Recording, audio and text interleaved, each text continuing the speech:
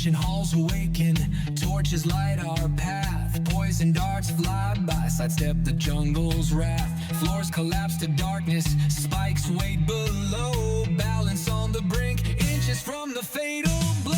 Pressure plates, trigger blades, steel slicing air, dropping low, dodging death with seconds to spare. Doorway sealed by magic, runes burning bright, trap cracks the seal, no fortunes in sight.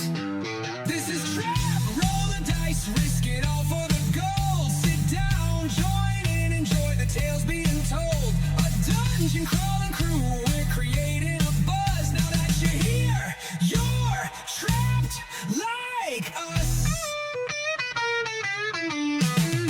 Chamber opens wide, floats a nightmare from the dark. Central eye blazing, anti-magic leaves its mark. Eye stalks fire while they see the magic beams flash. We scatter, roll for cover, dodge a death ray blast. Frontline flanks quick, a charge into the breach. Casters weaving spells once the gaze shifts its reach. Kill the monster, grab the relic, collect the payday. Rinse and repeat, this the adventurer's way.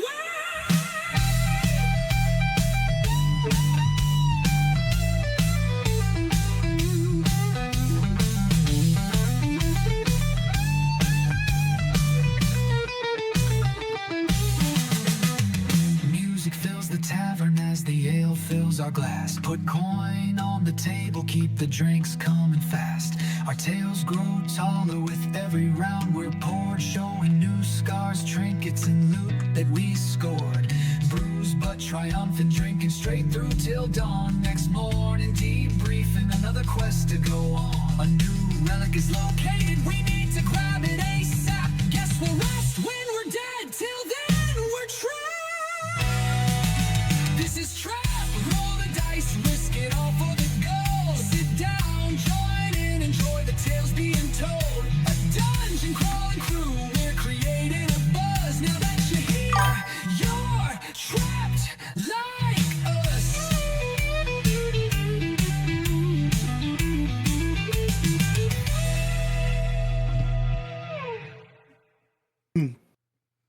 Bada boom, bada bing, it's time to do a thing. Welcome to session 4 of the 2024 D&D T.R.A.P, group T.R.A.P, whatever. I gotta work on that intro, y'all. Younger, take it away. I'm gonna shut up. Yes, hello and welcome everyone to the stream and my fellow compatriots who are going to be on this wonderful adventure with us today. So, as a reminder of where we ended last session, you guys decided, to fire off a flare to announce to your boat friends that, hey, we're ready to be picked up. We have completed the objective significantly earlier. And rather than going and causing a bunch of rambunctiousness, you guys decided to fire off the flare. And you know that you probably still have at least a couple days before the boat will arrive in order to pick you guys up. And so you were like, oh, well, there might be more ruins in the forest, so on and so forth. Bones or dice were rolled. And good fortunes were to be had. And so you guys decided to go into the woods, and miraculously somehow ended upon an additional section of ruins. And nearby on a fallen off ledge was a waterfall entrance in which you guys entered into a cavern full of babbling, gibbering mouth creatures full of eyeballs, hundreds of eyeballs and teeth, mouths gaping open, causing, you guys to have various effects, like turning around and jumping off a cliff, and then miraculously casting Featherfall on yourself, and then Misty Step all the way back in the next round. Hit him with that. Just kidding. Yeah, that was pretty great. So you guys, found these aberrational horrors within this cave, and you guys have yet to further delve into the cave itself and what wonders and mysteries are to be had inside. Or will you all be like, nah? It's all up to you. And so, with that being said, you guys believe you have defeated the immediate threat. you don't hear any more gibbering, mouthing within the depths of the cave. However, you do know that it goes deeper inside. What do you do?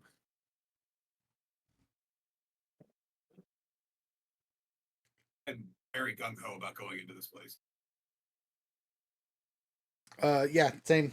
No, if our healer is up front, the barbarian is no. I go first. Remember, my runes told me that this is the place to be, so we got to be here. Okay. If the party is set on delving deeper into the caverns located underneath the ruins, two of their compatriots are still outside, having possibly witnessed only one party member leave, rather crazily, like jumping down like a maniac, sprinting off the edge of a waterfall, and then being like, "No!" soft, graceful land, and immediately going back in without saying a word. Arthur would go collect, win, and div. Okay. I will say that with Arthur's assistance, we are able to make it down the slippery slopes without having to make any forms of checks, as previous members have already navigated safely into the cavern below. So, you all are able to go and step into this cavern. For the most part, besides the crumpled heaps of meat that are below some of your all's feet, there seems the cavern walls seem to be fairly clean. There's not really anything of note. However, when you reach the dark recesses, pretty deep into the cavern, a decent number away, but not a crazy far. Before we get too far, while Arthur was getting our friends, I definitely would have searched these mouthers for anything of substance, shiny coin bits, previously eaten coin pouches, whatever. Okay. I will find the gibbering mouth and see what they have listed. I do not believe they do. But that's an actual new cool thing about the this new edition is most of the monsters tell you what type of loot that they are possible to have. Yeah. You have the bucks. Pretty cool. With the exception of you can add any kind of loot you want to a monster if it's appropriate for the story. Absolutely. Unfortunately for you, these particular creatures seem to be little more than flesh and teeth. I mean, if you want a bunch of really sharp, creepy teeth or eyeballs, maybe they could be used for some sort of alchemical reagent. But there isn't any fault clothes. Are the eyeballs edible? Hey, can we use like a medicine check or an arcana check to see if they actually have some kind of value? Absolutely. Yeah, you guys can do an arcana check to see if there's magical properties that gibbering mouthers. Ain't my rodeo on that one, y'all. Than someone else. 20, and then 20. 20's good. I won't use 20. 30, 20. Okay. Yeah. So these creatures, their eyeballs can be used for a multitude of various alchemical reagents. Sometimes used in a form of a polymorph spell, essentially. Except the downside being is that after a relatively short amount of time, the creature kind of doesn't turn into a gibbering mouther, but for a temporary period of time will resemble a pile of goop for a period of about an hour before they revert back to their normal form. So it allows them to have the effects of a polymorph spell for about an hour, and then an hour after that they turn into a goop of meat that, is probably extremely uncomfortable. And then after that, then they will revert to their normal form. It's a rather unsettling type of magic. However, on a more simple note, they could be used to create darkvision potions. which is a lot more safe. Who am I to judge how somebody wants to polymorph himself? This is true. Oh, and with a 20, you can harvest their saliva if you make a proper medicine check, and then you would essentially have the blinding spittle ability per bottled extract. Yeah, I'll try to harvest some. Medicine check, a 16.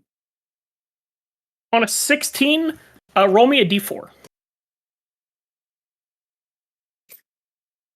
Four-sided die.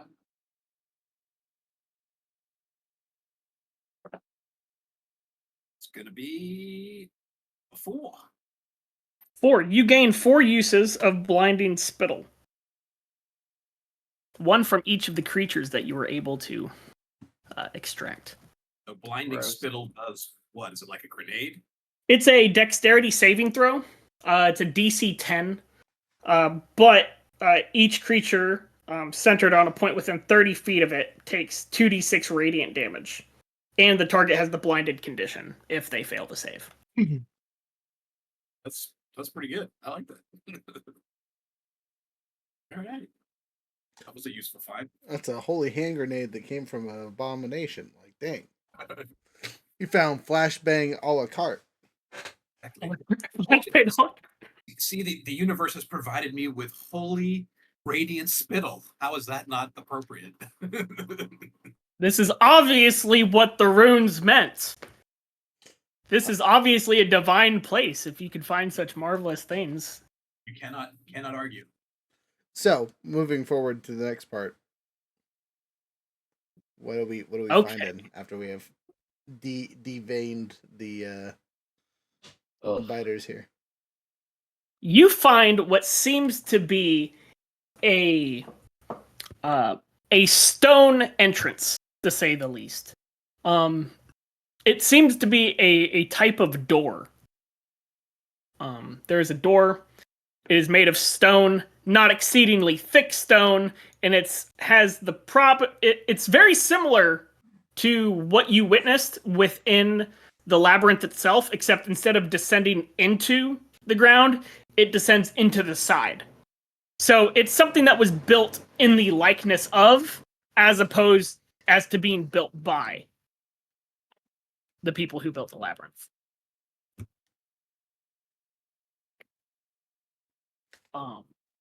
But other than that, it's a relatively simple sliding open door, and it seems to be partially wedged open, as to have not been fully open, not to have been fully closed. So, what do you all do?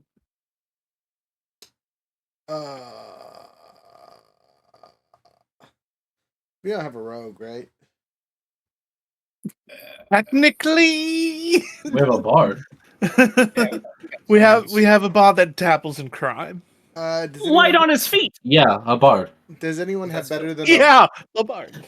Does anyone have better than a +3 perception?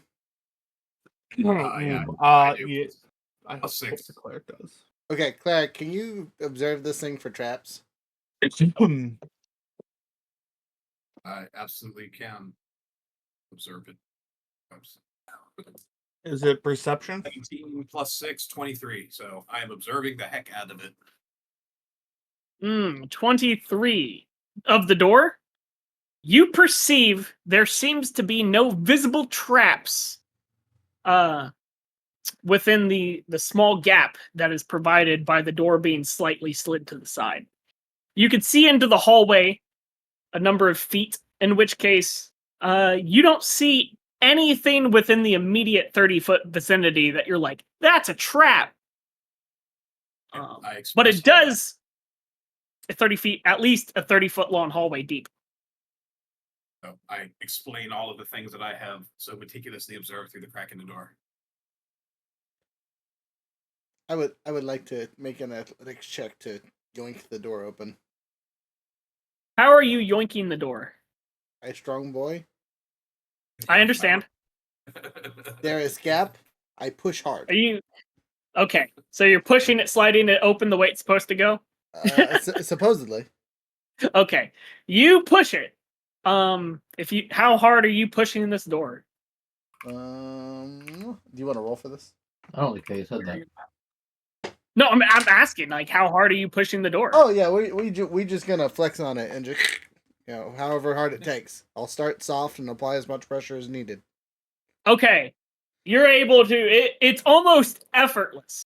Like you're like, this is a really heavy door. The fact that it's like just simply like sliding so gracefully is rather impressive. It's definitely one of those things that if you like push too hard, you would like. But you're able to open the door. It slides through, even almost silently. There's other doors that did that too in the other part of the room. So obviously this is related. That were very easy to move, even giant size. I mean, I didn't know the last door I tried to open about broke my biceps, so I was prepared for the worst. This is fair. This is fair. Now, before you is a hallway, which is 10, 15, 20, 25, 30. It seems to be about 30 feet before it comes to an intersection. And you can tell, if anybody with dark vision can tell, that beyond that seems to be a large room with an also opened door. It appears to be as if it was knocked off its hinges and is laying on the ground. Completely separate way of opening.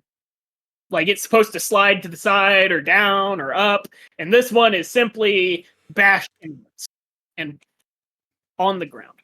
But that's about 40 to 50 feet ahead. The intersection is about 30 feet. It is completely pitch black in here, by the way. Did we have torches for those that can't see? In their pack, I assume. Who can't see besides me? Arthur can't see. Okay. Well, you can't I see love for wind. different reasons. That's no. A torch can't help you. What Arthur- bigotry! That was Tito. That wasn't Zard, by the way. That was just. Zard would never say that. As for having lights or lamps or whatever, I literally can just cast light on something. As a cantrip because I'm a angel man. I don't think the two Dragonborn have issue with that. I have dark vision, but I don't care. Yeah, so I'm gonna cast it on my battle axe, so it is out and at the ready. Okay. And you're standing at the front since you opened the door. Yar. Dun, dun, dun. You and Tarna are both leading the crew. Who is behind you both? I will be. I punch things.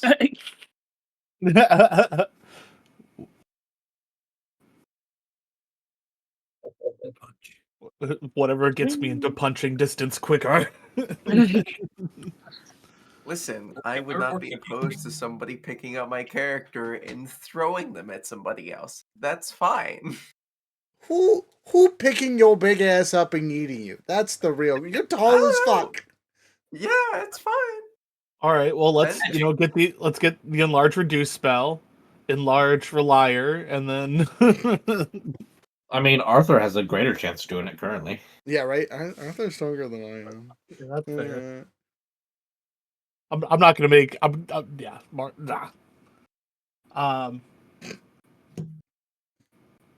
Yeah, no, I was just curious if those that don't have dark vision are. So we know Wynn's situation, but I didn't know about Arthur. I was gonna say Arthur. No, I think Arthur is the only one. Div, do you have dark vision? You're a gnome, so yeah, right? Yeah. Arthur, we need to get you dark vision goggles. We'll solve all of our problems. We'll never need a light again. You said that we could make dark Was it a darkness or dark vision spell or potion from? It was a Gibbering dark vision potion. Could be made using this. The eyeballs. By the way, how many eyeballs did we gather? So rather than an amount of eyeballs, you have plentiful eyeballs. It's just a matter of extracting it appropriately at this Gotcha. Okay. So, Send something Win in for us there to with a do spoon. later. When we'll be able to see with all of the eyeballs granted. I think we got some replacements for you. Let's try it. Let's try them out for size. I'm gonna Instead of a polymorph potion into a of- creature with eyeballs. Instead of a potion with dark vision, can we just make a potion of vision?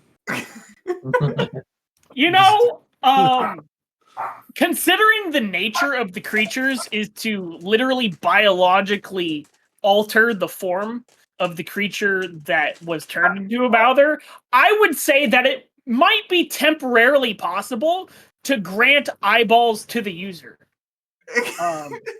That is 100% something that could be temporarily applied.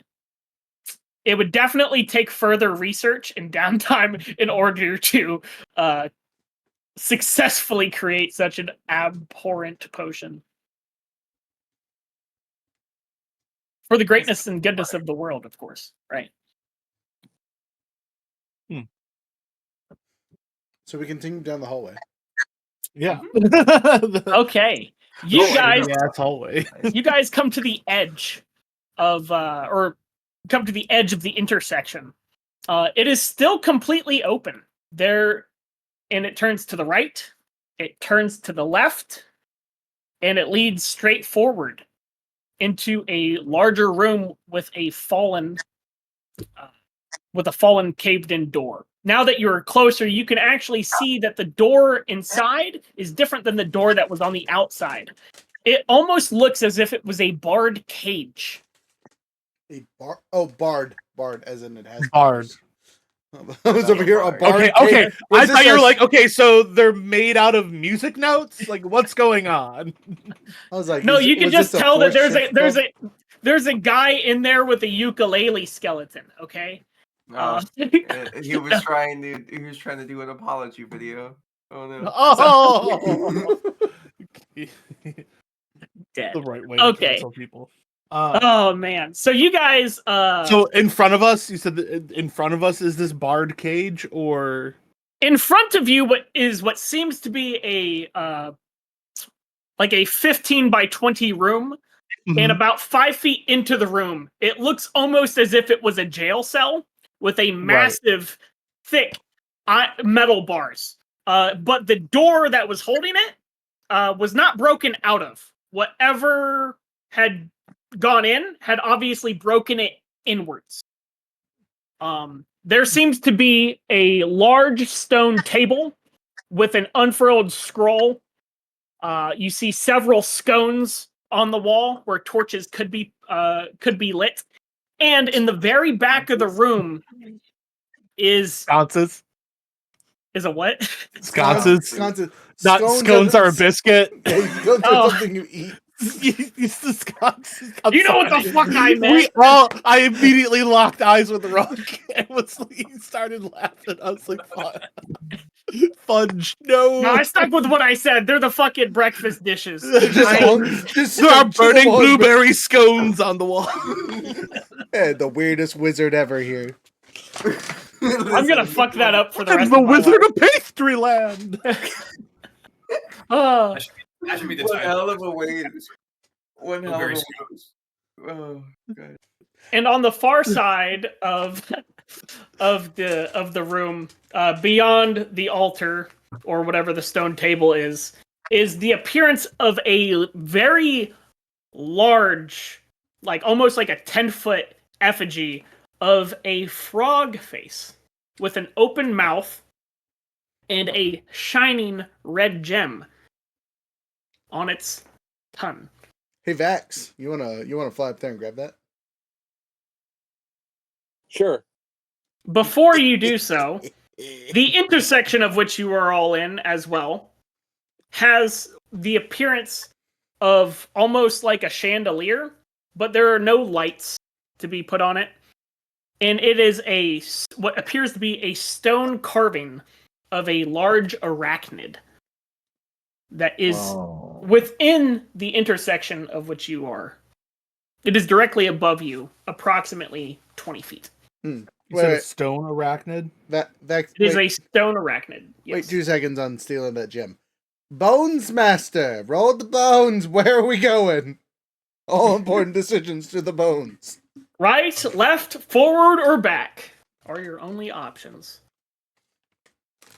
And then So, we're definitely vetoing backwards. Bad feeling about the spider etched into the ceiling above us. So whatever we do, we need to not be there. But she wants to go investigate the gemstone, but not be where the spider is. Arthur is just staring up at the spider, going, "Oh, I don't like that." It's definitely one of those like, oh no, I don't like that looking things. You know, What as is- huge. What is everybody saying "oh no" about? There's a Right, giant stone giant spider. above us. So I don't. Did you say giant stones? Is it alive? No, not yet. Mm, Not yet. Not until we steal the gem. Also, speaking of animals, side note, what's the whole deal? There's like a whole lot of frog stuff. Is anyone else noticing that the frog people, there's frog stuff elsewhere? Now there's a frog with a gem in its mouth. Well, I mean, it's from the frog people, obviously. They built this place, or they're distant relatives. Do we not think that maybe there's some sort of like frog deity or entity, perhaps maybe this island used to worship, one that maybe we shouldn't? Like a giant god named Croaky or something? So Very funny. So you're all going and throwing around these various ideas and stuff, and like Div peeks up and he says, "Well, I mean, from what I could gather from the labyrinth and our interactions with the frog folk, he would describe it in the sense of like we're talking about the equivalency of like Native Americans that we encountered in the woods to like the Roman Empire, like levels of like architecture and stuff, unless those same people are indeed the same people. And it seems that the perhaps that these frog people are descendants of a greater like previous society that did exist, and maybe some accident happened that led to the dissolution of that once great empire. Religiously speaking, do I recognize this deity or effigy figure? Do a religion check.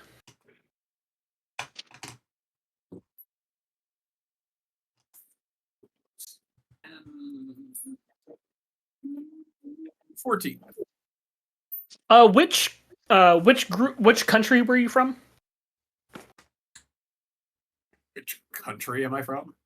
Yeah, your character. Where did your character originate? I grew up in a cult. Right? No. The last 10 years or whatever it was, though, he's with wherever Arthur's from. Yeah, so I grew up in a cult, and then I've been wherever Arthur is. So I don't know where that is. The Sun Kingdom. Okay. With a 14, you are not able to pinpoint any particular entity that this would be affiliated with. Does not mean that there's not frog entities. It's just maybe that wasn't like the strong suit of your particular cult. This one only has regular tits. The frog tits we know about have 17. It's ridiculous. Why did you phrase it like that? Was more undead focused. Because it was the most graphic. Because I needed to put an image in all of your minds really quick, just to make sure we were awake. Can you say it again? I forget what you said. Don't say it again. God, So no. I ignored it. Are we investigating the giant gem? Or does it do you scream? Crap. step up to the giant gem? Vax was doing it. We've all told him. Yes, I will fly up there. You want to burn his flying? Okay, On a Vax, you step across would be considered difficult terrain, the fallen gate grate of which is on the ground. There is the altar directly ahead, which you navigate around. You then see the parchment that is spread out along the table and ignore it in order to go over to the large stone effigy of a frog's mouth with a large red gemstone embedded on its tongue. What do you do? So how's it embedded? I mean, describe embedded for me. I want better words than just embedded. So Does imagine it have like jewelers hooks on it, holding it in on an edge? It's just essentially, smacked in real tight. yes.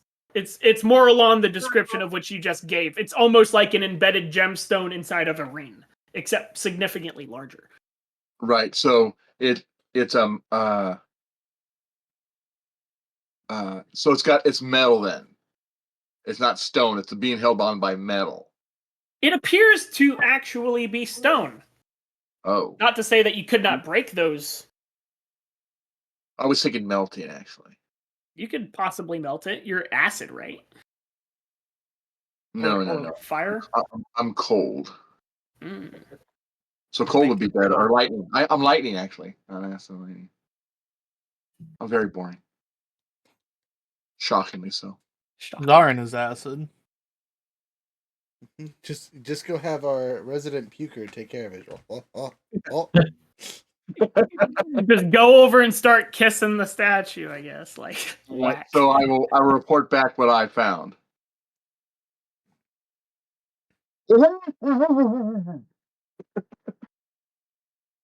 You've been given the description. What Yeah, do you so- do with this information, Zarin? I'm going to report it back to him. It looks like it's held on with stone. Do we want to break it or try and melt it off with acid? You just try prying it loose. All right. That one. I think Isn't that that- might be the vibe. We have all this muscle here. Why not use it? I think they mean for me to pry it loose. So that's what I do. I take out one of those rusty hand axe edges. Rusty hand axe. Get the edge in there and pry it out. Okay. Roll a history check for me real quick. History. At advantage. All right. Oh, blessed be for that. 17. 17. As Which you is what- pull out your hand axe and you are about to get started with the prying of this gem, you remember an incident not that long ago where you saw a similar yet smaller gem fall out of a particular bell. Oh God. You are able to decide at this point if you will continue your course of action or if you will harvest said gem. So I'm gonna look and see if there's any nice, safe place I could toss this if it feels like it's going kabooey on me. It looks like your options are the hallway with all of your friends or this room. And this gem is significantly larger than the ones that come out of the bell, right? This is significantly larger than the ones that were inside the bell, yes. So there might. And not I be mean, there's nothing else that's there. Like I couldn't throw it under a table, or I couldn't. I mean, it's a solid stone altar that is directly on the other side of you. If you throw But it at us, it's going back to you, so you know. Yeah. So I'm thinking if I feel like it's gonna blow up, I'm gonna try and put it like behind that altar. Do you maybe inform the rest of us? Oh no, I'm doing this by myself. Okay. Yeah. So give me a rapidly moving dragon. So as you are using a improvised tool, roll me a just a baseline strength check, I guess. Not gonna make you do disadvantage or anything. That'd be crazy. Okay.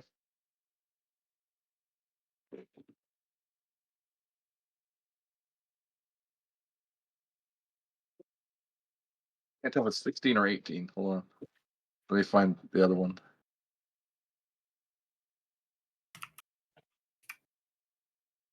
Oh, shit, they look identical. This is 16.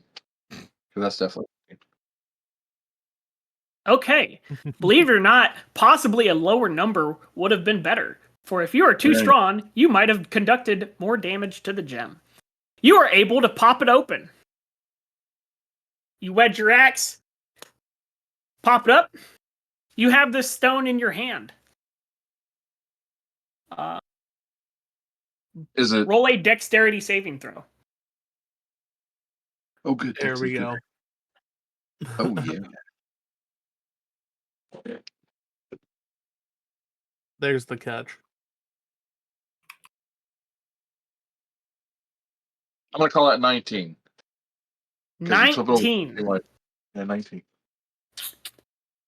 Oof. I'm pretty dexterous. You Oh, go. wait, 21. Technically 21. You got to add 2 to that. 21. Oh, okay. 21. You feel as if you are 1 point above the minimum DC. As you are able to move your hand away, still clutching said gemstone. It is in your hand. The mouth of the frog has closed solid shut, with no inclination that it will open up. However, everybody else, including you, make a Constitution saving throw. Oh, Tom's plus. Okay. I got My my plus damage, 4, that's my baby. damage. Got a 7. 21 total. 17. 17, okay. 16. 16, okay. That's with the plus 4. Hey, you're not using loaded dice. That's all that matters. What is 13 What- for Zarin. what is Rook over there looking like? 21. You all pass besides our friend Wind. Wind, unfortunately, you are at least now 2 of the phrases from blind, deaf, and dumb. You are now blind and deaf. For all intents and purposes, you are actually blind. There's just a moment, and then what? As a loud clumping sound happened upon the removal of the gem. However, everybody else succeeded on their save. I got it. You have What? the gem. See? Well, except for you. She can't What? see and she can't hear. I do a medicine check on her to see if I can figure out if her hearing will come back or anything I can do to help her. Okay, this is going to be an interaction with you and a deaf and blind character. How would you like to approach Wind in order to convey your convey this? I suggest judo. You know what? I'm not going to do anything. I'm going to cast Lesser Restoration on her. There we go. Boom! You are granted the benefit of hearing once again. Which also Which restores her sight. No longer blind. Who would have thought? That's all it took. No, it's a second level cleric spell. No. However, you will now note that the parchment that was on the table has now fluttered beyond each of the player characters and into the hallway with a large amount of dust. That's you. Is that a lich? Run away with a spell? Scroll? I will chase the thing. You will chase the paper. Okay. You are able to go and spend a short amount of time, like me in a parking lot trying to catch a receipt, hopping and skipping over various things on the floor until you're able to catch it as it was blowing away. You have the parchment in your hand. Can I read said parchment? Is it a language? What languages do you know? Goblin, human, elvish. What else do I know here? Sorry, give me a second. Where are my languages?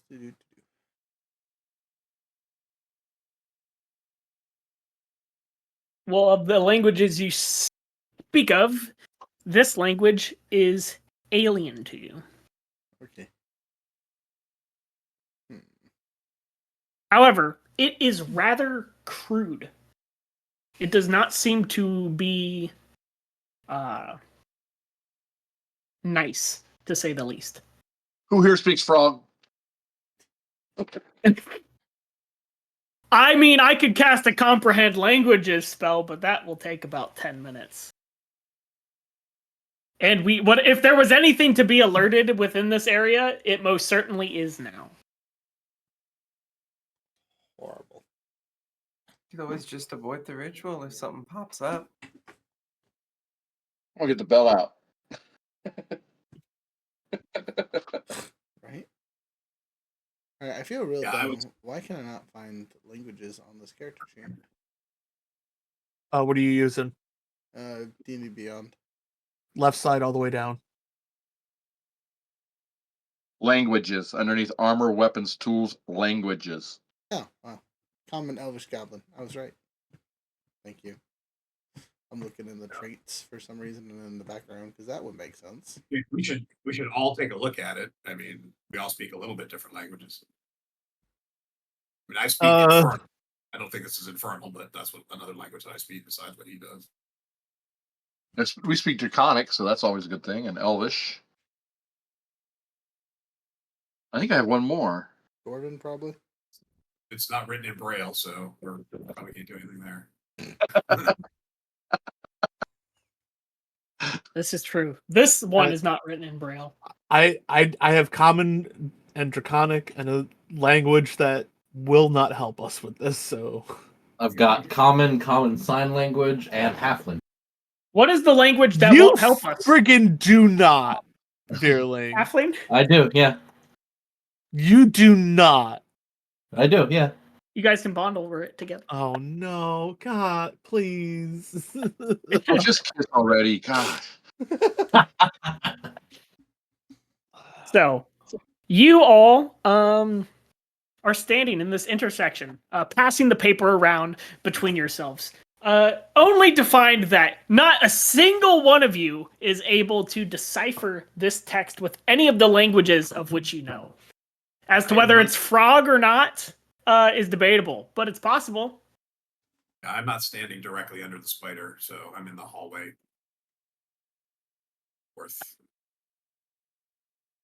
Okay, you are in the hallway adjacent to the giant arachnid.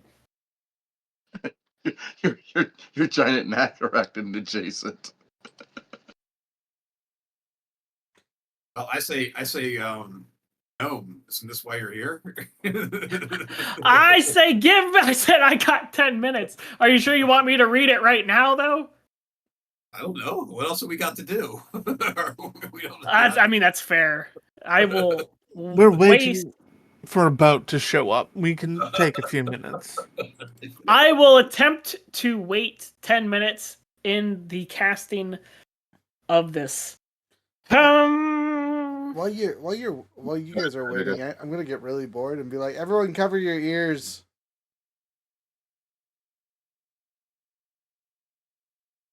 I shoot the spider with my gun. Oh God! What? What? Oh, Okay. Hold up. That's- Does anybody warn me before they do this? Arthur will wholeheartedly just cover Wynn's ears. No, I said Okay. everyone cover your ears. There was I didn't do this quietly. I said, hey, everyone cover your ears. Okay, Wait, cool. And I'm like, no, don't shoot the giant stone spider with the gun. I have done so. Okay. Just one moment. The my spell casting is assuredly fucking ruined. No, Yeah. I'm sorry. Yeah. You just have to make a concentration check. Come on now. A whopping 14 to hit the immobile spider. A whopping 14, Yar. you say? Yar. Just one moment. I actually have to look up something because you said that. So there's not a TPK. Can the AC be 50? AC 50. AC is 50. We can't reach it unless we hit a net 20. Let's not. No, I'm just kidding. What is this? It'd 35? be very interesting to see if this actually does something. I hate. Here we go. One moment. I gotta open the other book. Oh You no. are fine. I gotta use the restroom. I'll be right back. Well, I done goofed, y'all. Getting Wow. bored This is is what, fun. session 3? Just don't Rules shoot for the... thermonuclear explosions. Into the glossary I go. Where did we find? How much crushing damage does a giant stone arachnid do? Hey, look, all I gotta do is dodge, right?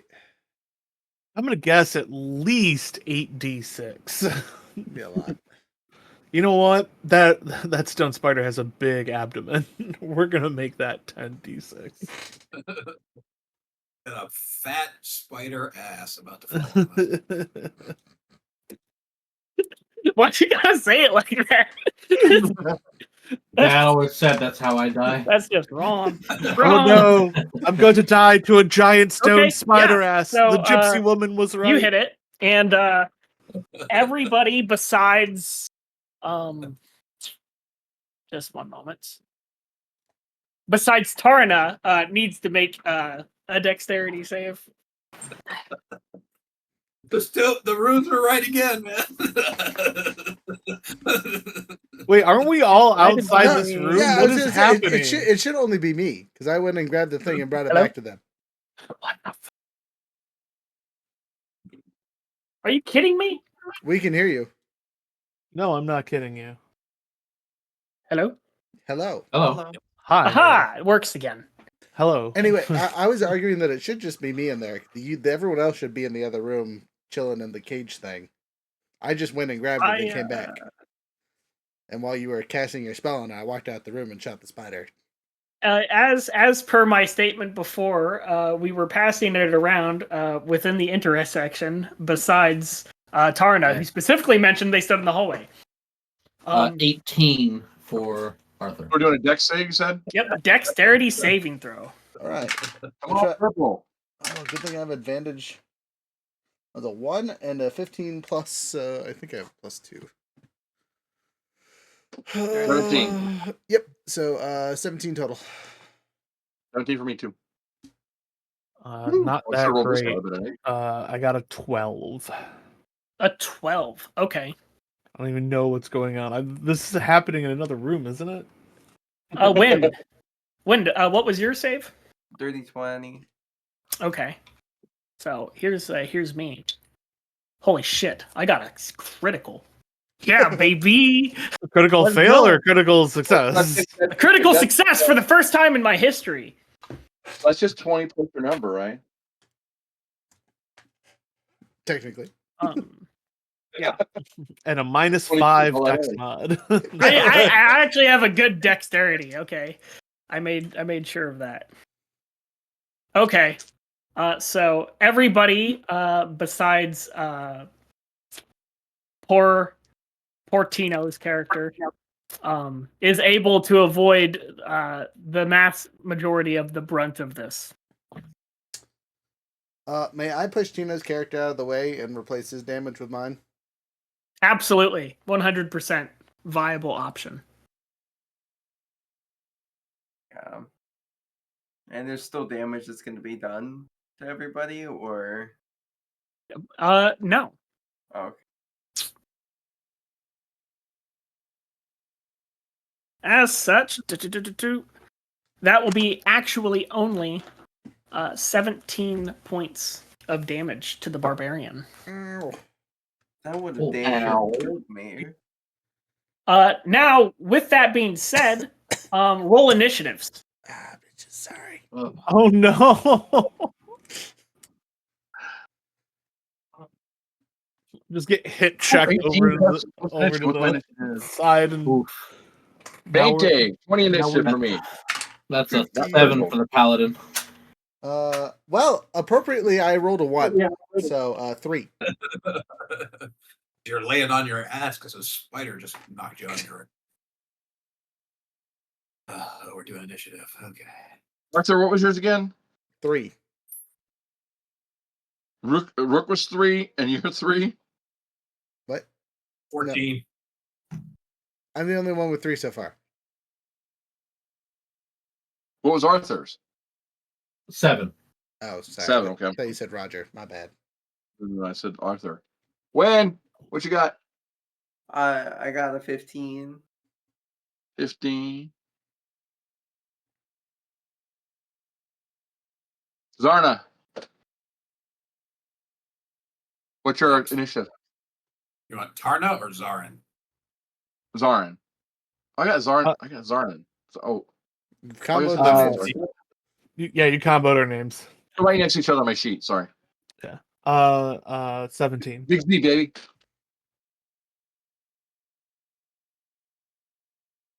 The number? 17. I didn't hear him. So I keep asking. Oh, good.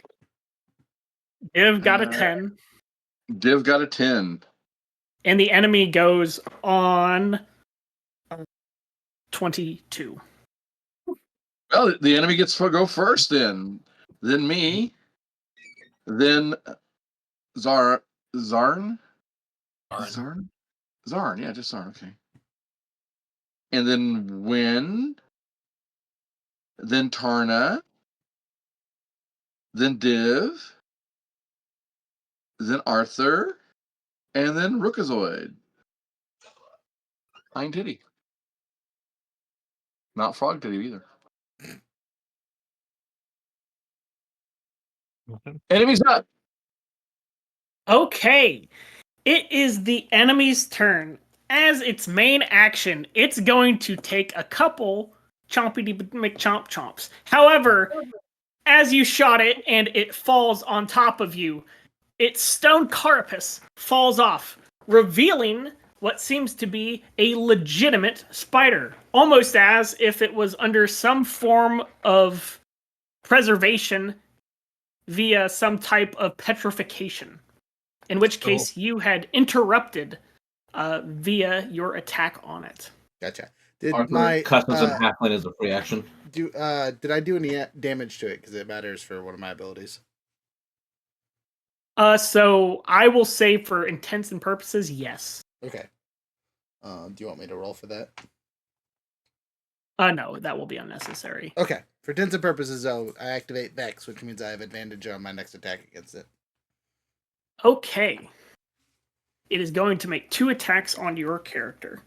It's going to look something like this, though, Roger. What's your AC?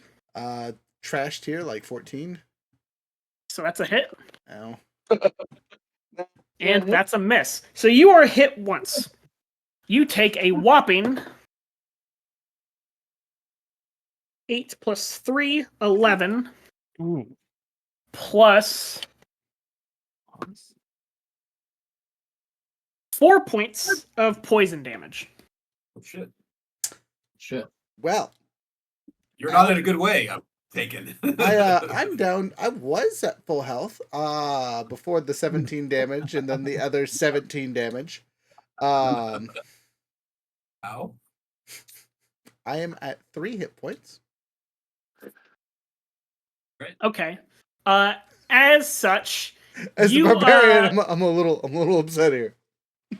you see this creature sink its fangs into, reel up again, and then put its fangs on both sides of your skull as some of its poison leaks onto your face before it suddenly vanishes. Oh no!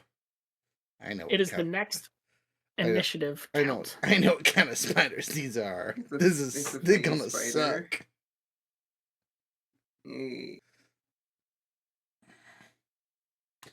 For level 3, that's rough. Mm-hmm. This is my fault. I apologize, team. So, like, as this spider drops down, deals a crap load of damage on Ralire, I think Sandra's like, oh, great, statues can come alive. This is wonderful. And I then mean, to be fair, it was gonna crush you, so you should be like 3 feet away from me, like When look at me getting goosed. When that stone spider we told you about is now real, just letting you know.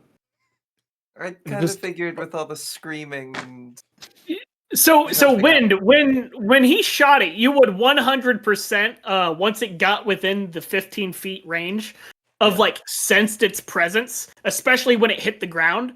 And that huge presence that you felt of that huge creature, or sorry, large creature, suddenly vanishes. Yep, it's one of those things that's just like, and now it's gone. This is great. We're gonna suffer. I can't sense it. It's not on this plane right now. The only thing worse than the what was that moment was the where did it go moment. Yeah. So I'm going to run over to our good barbarian and cast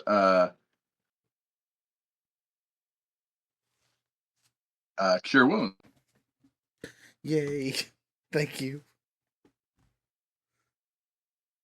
So heal probably is 2d8 for each shot, so that's 1. No, just so 2d8 plus my spell modifier. Does it tell me? Healing spells got hella buffed in this edition. Yes. Yeah, they did. I'm going to use my spiky inks. I like those. I think they just wanted to make sure healers felt useful. Unlike before, it was like the only time you really needed healing stuff was, if you didn't have 17 potions. So I'm gonna give him 10 more hit points. Hey, I'll And freaking take it. offer my hand up.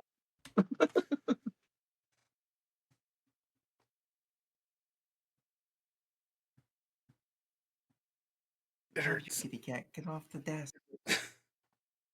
Cat's over here muting you on accident. Listen, she did that to me the other day, and I was very, very surprised and frustrated. And I will then ready my spear like above me, like jump down on me, bitch. Get some of this. Okay. After your turn, who is next? Oh, wait, where's my number? 1, 2, 3 is Zarn. Since I don't, where is the spider at now? The spider would be technically, since you were pushed out of the way, I'm going to say you were pushed into the right hallway. However, the spider was in the center of the intersection. You do not witness any spider as you turn. After you're pushed, you hear the loud clash and clamoring. You turn to see briefly the spider bite your friend who is pinned on the ground before suddenly vanishing before your eyes. So if it was there, it would be directly in front of you. Or because it most certainly isn't behind you. Okay. All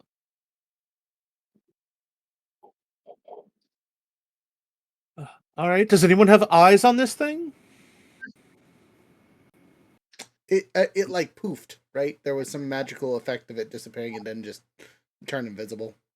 The effect was it was there, and its carapace was pressed against your chest, and then its carapace and your sight of it suddenly disappeared.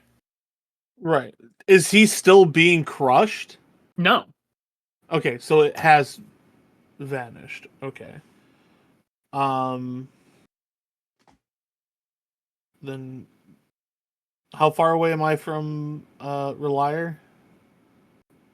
I'm going really right next to me, or like? Yeah, he's like within 5 to 10 feet of you. Okay.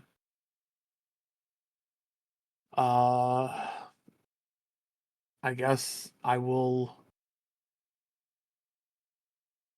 Is it gonna be a full action to look around to see if I can spot this thing? Like technically by the rules as written, the search action is a full action. But I will say, if you're just glancing to see if you see anything at first notice, you can. Yeah, like I have a 15 passive perception. Yeah. So I don't. I'll let you essentially like bonus action, not even as a part of a movement action. You can glare around. You do not see it immediately within the vicinity of any of your characters. Okay. In any of the hallways. I will take that. I don't want to burn a whole turn on it, but that's not bad. It's going to be a 13 plus 5 is a 18. In 18. Can you hear me? Okay, cool. Yeah. My screen paused. In 18. Yeah. To find it. Mm-hmm. You do not find it. All you see is the dribbling poison that was left on your friend's face. They gooed me.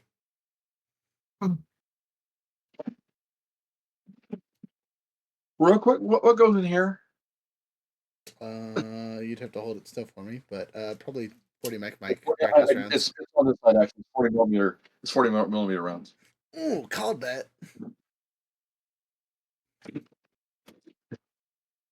Okay. Well, I guess in that case, I'm going to hold my action. Okay, what is the action you're holding? The action I am holding is when the spider, the next time I see the spider, I'm going to cast Fairy Fire on it. Okay. Nice.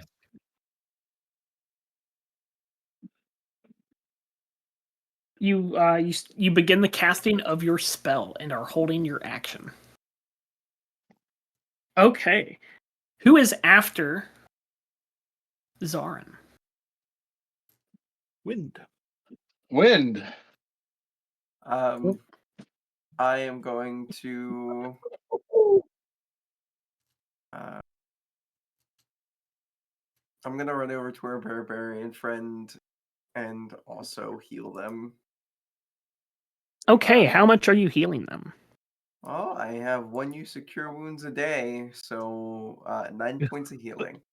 Hey, sounds pretty good. All right, we're up to 22, baby.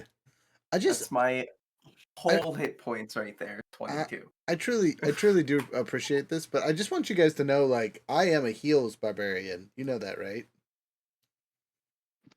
No, it's fine. Okay. For the record, I'm the barbarian that can take the wallop and go, no, I'm fine. Give me 10 seconds. Okay. I love how everyone has healing except for my character. I only have that and a health potion, so we're vibing.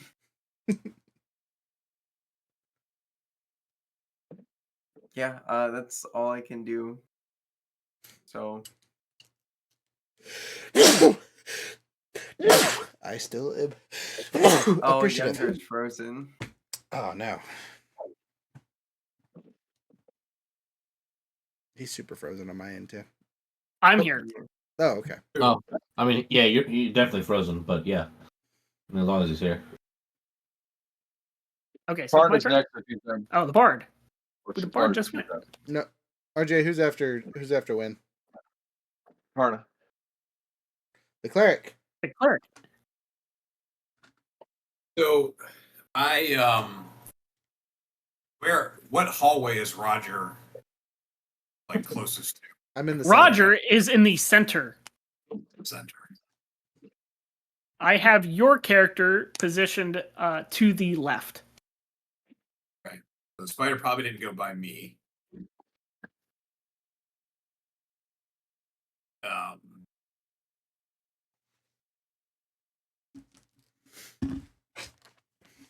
So I'm going to take a guess.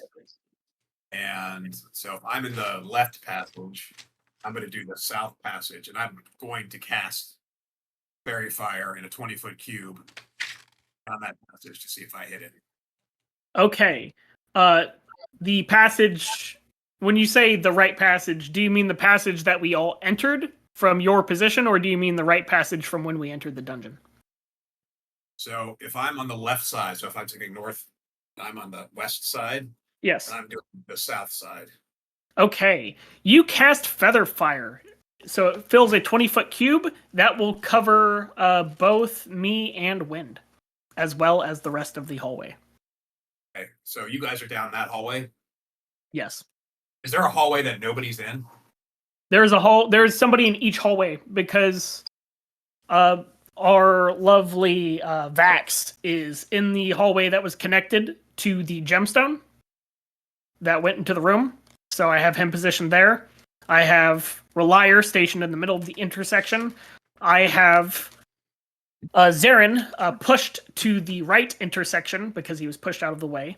Tarna is standing in the left intersection, and Wind and Div are located in the original hallway. How crazy would it be if, like, doors slam shut, now we're all separated?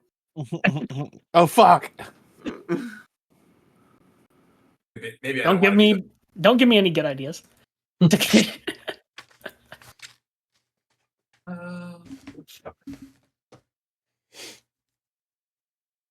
Okay, so you cast Fairy Fire. Do we have to make dexterity saves against getting covered? I'm reconsidering doing this. Because you guys are in the hallways. I'm trying to think of where we'd be if we'd be up high, and I'm just probably wasting a spell. So I'm not gonna do that. Okay. What action would you like to take? I am going to spend an entire turn trying to search for and identify where this creature is. Okay. You can attempt a perception check. If that's what you want for the search action. How are you searching for it? Are you looking for what besides the creature itself? Well, so I'm looking for movement, like the feeling of air moving, sound, like is he over our heads? Is he clicking around? I mean, really, literally all my senses, anything that can give us a see if there's venom, like he pulled out of Roger. Is there a venom trail? Like that's a good idea. Roll your perception. 17 plus 5, 6. The trail of venom seems to lead only to your friend's face. There is no venom at that point. No venom. So overall, I rolled a 22. So I get any kind of indication on where? Like, do I hear anything? You do not. You only hear the scuffing of the nearby characters and them holding their actions, casting spells, and where is it? Things of that nature. It's well hidden. Okay, who is next? I think it's Arthur. Div. Div, yep. Oh, Div.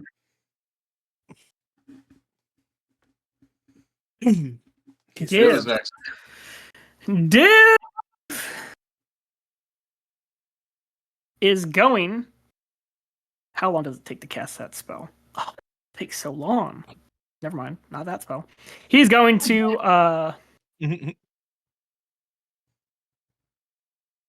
ready action magic missile for when this thing approaches next. Then I believe it is none other than the barbarian. No, Arthur's first. Arthur before me. Oh, my bad. Arthur. I am going to use a spell. Da-da-da-da. What spell does thou use? Shield of Faith. Ralire, you get +2 to your AC. Yay! I have 16. I will take it happily.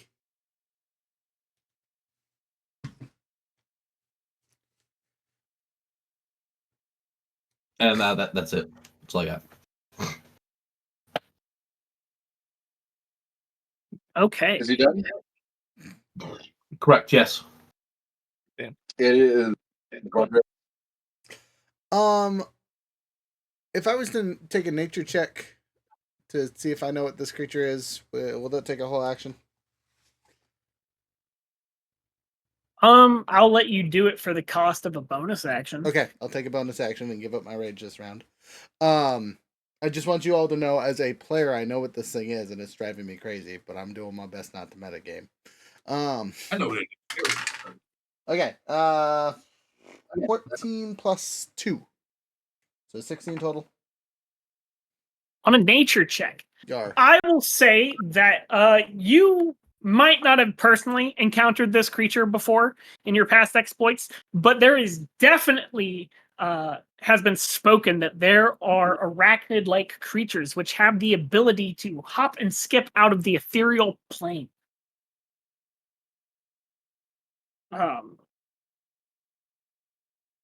They are not known to be extremely intelligent, but they are much smarter than the average beast. All right. So, free actions, yell, scream, whatever. Face spider! God your butts! And then for the action here, I'm going to use one of my other abilities as a divine warrior. It's technically a bonus action, so I'm just converting my regular action into an action. And I'm going to burn 2d12 of my 2d4 healing pool that I currently have. Okie dokie. And these come back after long rests. First roll, 10. Second roll, 5. So 15 points of healing. Okay, so I imagine you're all healed up. That actually I think is exactly what I needed. It is. So I'm back to full health. Nice. So between all the healing spells and the shield, I'm humped. Back to where you were before you shot a stone spider. Right. I'm gonna stand up for my movement action since I still have that. I've done my it's a spider yelling, and I've healed myself, so that's about all I can do this round. I would prep an action, but I don't have any actions left to prep. So that's all you do. Okie dokie. Also, After for the record, not that it matters, but my great axe is still shiny. shine. Okay, so it is nice and bright in these hallways. Yes. It would be quite easy to be able to spot the creature upon its return. Okay. RJ might need to come back later. He had Wi-Fi stuff that he was dealing with, so we'll see if he. I understand. Which is unfortunate. I needed him.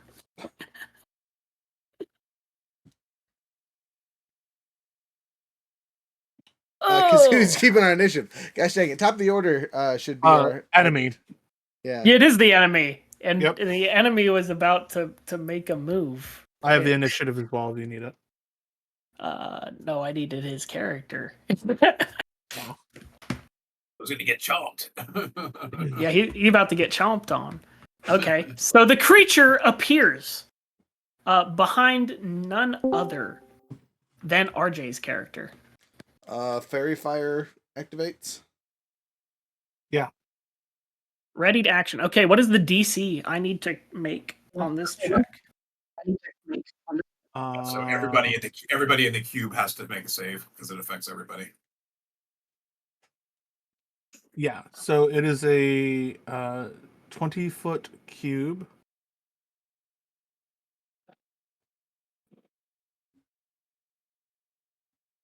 Um, 16. and where does it reappear? It appears in the room of which the gem had been taken from, standing behind Vax. Okay, so Vax, I think, would also have to make the save as well. Dexterity saving throw.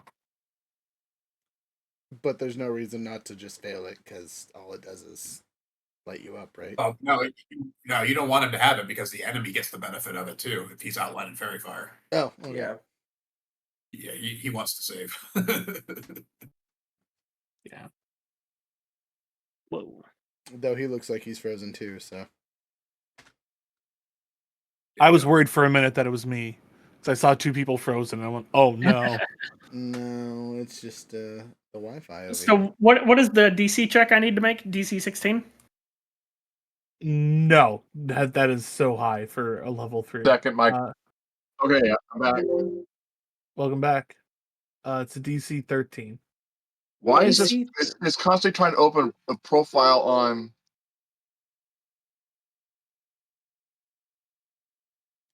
Unfortunately, it succeeds on its check. Barely, but barely is good enough. Pardon it.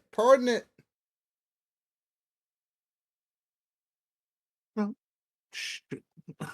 RJ now needs to make his dexterity saving throw.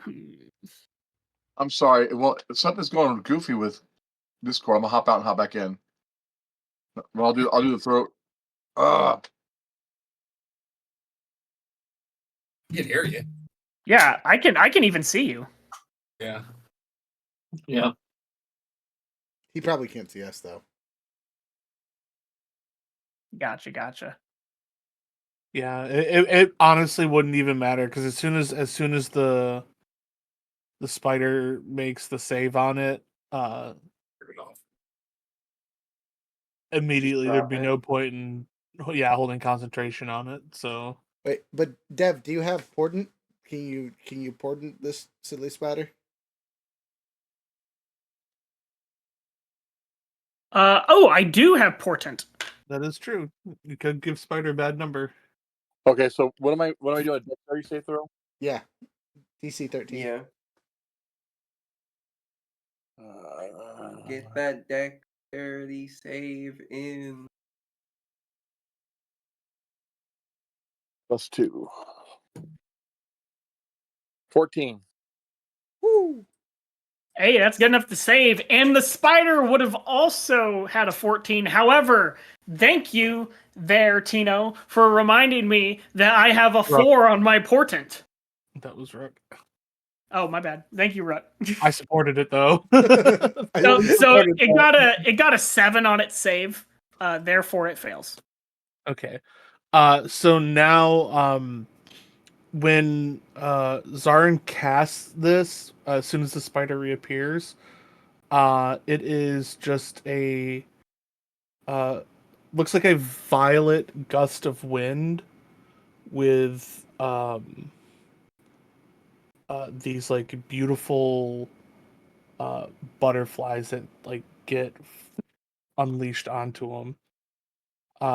And when it hits and explodes, the little butterflies explode into like little fireworks, and the raining shards of it stick onto the spider and illuminate in a violet light. Ooh, nice. Very pretty. Solid. Quick, let's jump his ass. He's glowing. Let's get him. What was the? There was another ready to action besides By me, you. correct? Oh, son of a bitch! I am so sorry.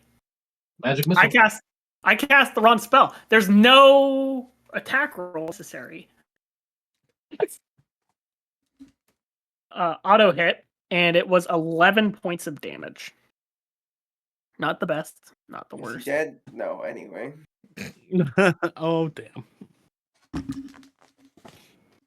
Okay, so it was hit for 11 points of damage. It may now commence its turn. Okay, now on to its true objective. I need Vax to make a either a it's essentially a grapple check. Oh God. So is that the acrobatics or strength? Either a strength strength athletics or dexterity. You get to pick which is whatever is better for you, whereas the enemy only gets to use athletics.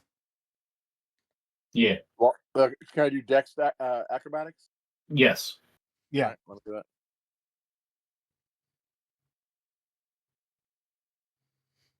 $16. Okay, let's see what they get. Oh, I'm sorry. They rolled an 18 on the die. Is this considered an attack? This is considered an attack. I'm going to use my reaction and shoot a warding flare at it. It imposes disadvantage on the roll. Hey! Okay. That disadvantage was enough to make that first attempt unsuccessful. It will use its secondary attack action. But you did thwart its first. And it fails on its second. Nobody wants a spider hug. Yes, the glistening violet spider goes and you see the venom dripping from its fangs and its arms flailing at Vax as you hear a almost guttural speech. Get out of here, you vermin! Come from the spider. That's 10 pounds of nope in a 5-pound bag. Does any player character have a fear of spiders? Arthur does, yeah. Not yet, but maybe after this encounter. One has to have a traumatic event to be afraid of them, so this makes it fun. Oh, great. Stone spiders that come alive can talk now. This is just getting wonderful. And Or phase out of nightmare. our dimension.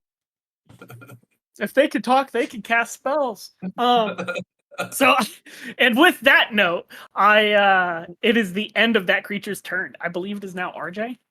Who is Nuke this room.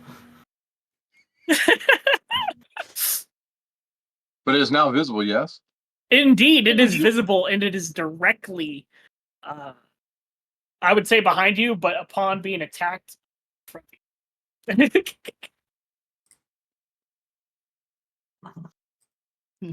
Barf in its face. Kill it with fire. So it's right there next to me? Is what you're It's saying? right next to you. It is in the hallway that is separate from the rest of the player characters. So can I just grab him You can, if you would like to. and cast Burning Hands? Okay, roll to hit. Or not. I need to... How does that work in this edition? Dex save? It's a dex save, yeah. Yeah, dex save. Okay. And Oh, you if, say he hits, grab, Tony. if he hits, you take full damage. If you fail, you take full damage. If you save, you take half. Mm-hmm. So that's a 19 on a save, so half damage. All right, here we go. Oh, 665. Hey. Nice. So 17. 8 points of damage. Yeah. Hey, that's a good little bit. Burning, stinging, fire. When you have a bad day. Shooting spiders around. Okay. So yeah, you blast this guy. So anyway, I started blasting. So anyways, I started burning hands. He tried to bite me, but I just started blasting. Indeed. So we see Vax like Matrix like dodge blows and then put his hands up and Just right in its face. Absolutely. This thing was like, "Get out of here, you filthy vermin!" And Vax was just like, "Huh, "No!" How about you first, friend? I put, I wish my camera was working, man. Gosh, damn. What Gotta love technical issues. is the worst? I don't know. internet's just being weird for everybody tonight, apparently. Okay, yeah. So, does Vax do anything else? well, that was my action. I can't do anything else, right? That was. Okay, I mean, you could move technically. You can't disengage, so I wouldn't. yeah. No, I'll be right there, readying my spear in his face, like, "Hey, you want some of that?" You keep talking about this spear, and then you keep hitting it with magic. And a spear. Magic! Stabby stab. It's Check out I my can spear. easy on it. it's the distraction spear. You think he's a warrior, but instead he is a spellcaster. I love it. Okay, so after RJ, is it Wind? No, after me is Aaron. Zarn. Darn. Zarin, the spider is in the hallway to the right of you, past Yes. Ralire and Vax. Cool. I have fairy fire. I can't concentrate on other spells. I am gonna go into cantrip mode. Pew, pew, pew.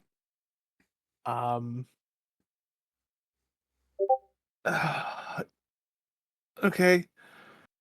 All right. I don't know if you can understand us, but didn't mean to come here. Weird that you can talk. The fact that you do talk and speak with such a terrible voice. You could have picked a better voice if it's some sort of like eldritch thing. I don't. Disgusting. And is gonna go ahead and cast vicious mockery Rude as fuck. at this creature. Very rude. It's a wisdom save. 13. Oh, that's not great, but let's go. It's great for a level 3. What are you Holy talking about? fuck. No, I meant the creature, his save.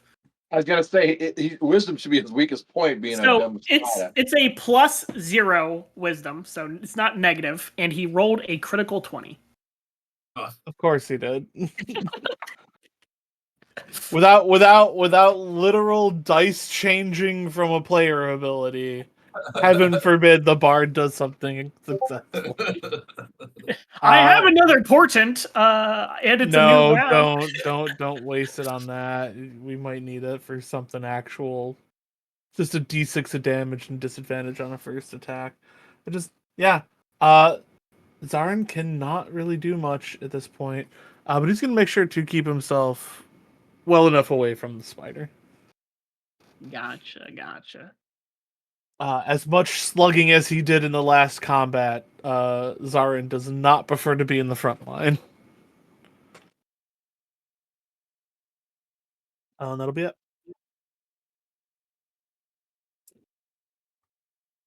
Now it is blind monk. Now to blind monk. All right. Blind monk will run up to the giant spider and do what blind monk does: is attack it with fists. Give it a whack. Hey, you can step right next to Ralire within the hallway, and then move past your friend. So you're wanting to flank the spider? Certainly. Okay, you flank the spider. Is that an advantage now for attack? I'm going. Actually, just a sec. Is flanking in the new rules? There's so many old things that Flanking are in the new is rules. technically not in the new rules, no. Yeah, technically That's no. fucking lame. Okay. It wasn't Well, really in 5e either.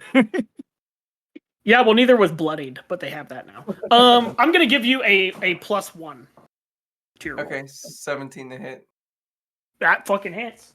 Alrighty, and then flurry of blows. So we're gonna roll those 2 to hit. Alright. That's a 10 and an 8. I don't think either of those are gonna hit. No, those both miss. That's fine. 7 points of damage will be done to it, and yeah, that's about it. I was gonna say you have there is fairy fire, so you should have advantage on it. And then I You're reread the last right. line. I reread the last line of fairy fire, and it says attack rolls against an affected creature or object have an advantage if the attacker can see it. Yep. That's so fucking rough, dude. Oh, Damn, it's son. great. I love it. I am sorry. I mean, blind sense, but Yeah. That is By the way, the creature funny. does have a 10-foot dim light radius around it, so Arthur can see it clearly. Yes. I say Rook is still being glowy, so Right. alrighty. Yeah, that's about all I can do. I'm gonna bonus action and Didn't you just bonus action flurry of blows? oh, you're right. Yeah, never mind. Okay. After Wind, who's next? Tarna. I am going- Tarna. Command it to halt. Oof, Really nice.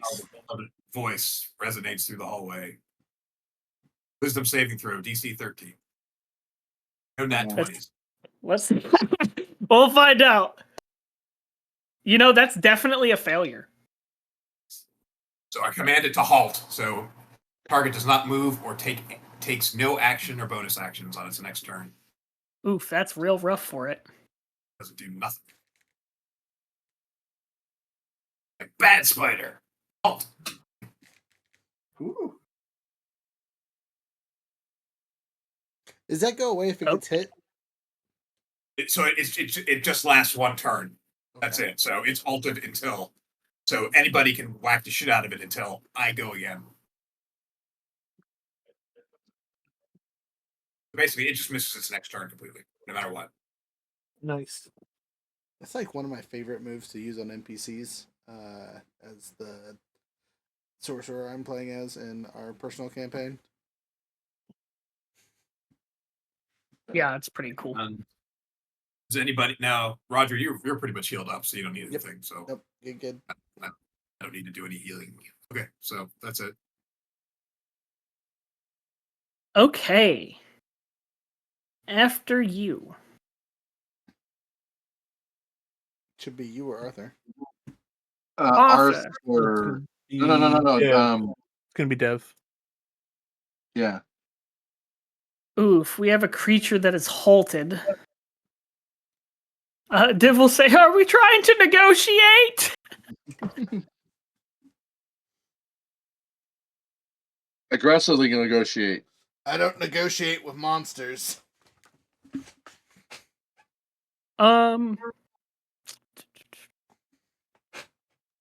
Let's. Hey, Younger, will you do me a favor and turn your camera off and then on again just on your settings because we keep getting the circle Yeah. of doom. I do. And There you then go. It keeps on going away. Okay. Yeah, I'm very torn. I'm kind of tempted to just be like magic missile, but I'm also like, we just commanded it to halt. I'm essentially asking Tarna what's her intentions with saying halt. Is it to whack-a-mole it or?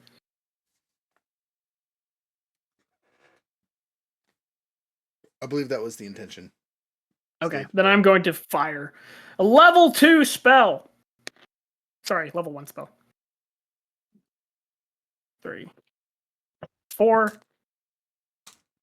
2.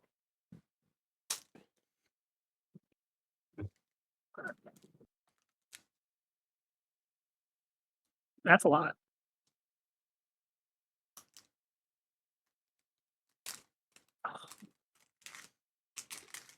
That is 14 points of damage. Oh, he's definitely bloodied now.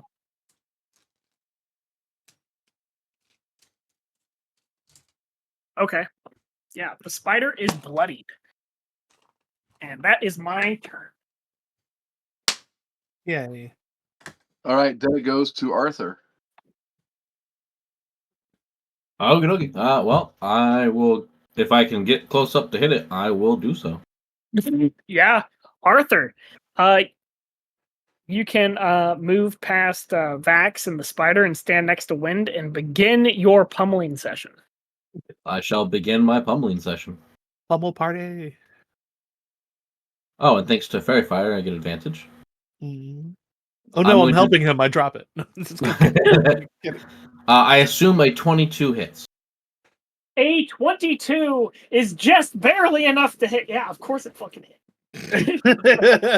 You're level 3. Yes.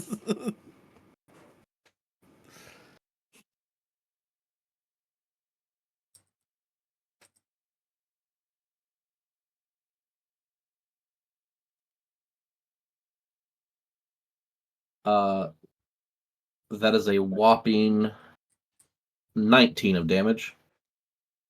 19 damage. Rolled max. Just 1 second. I need to figure something. Oh,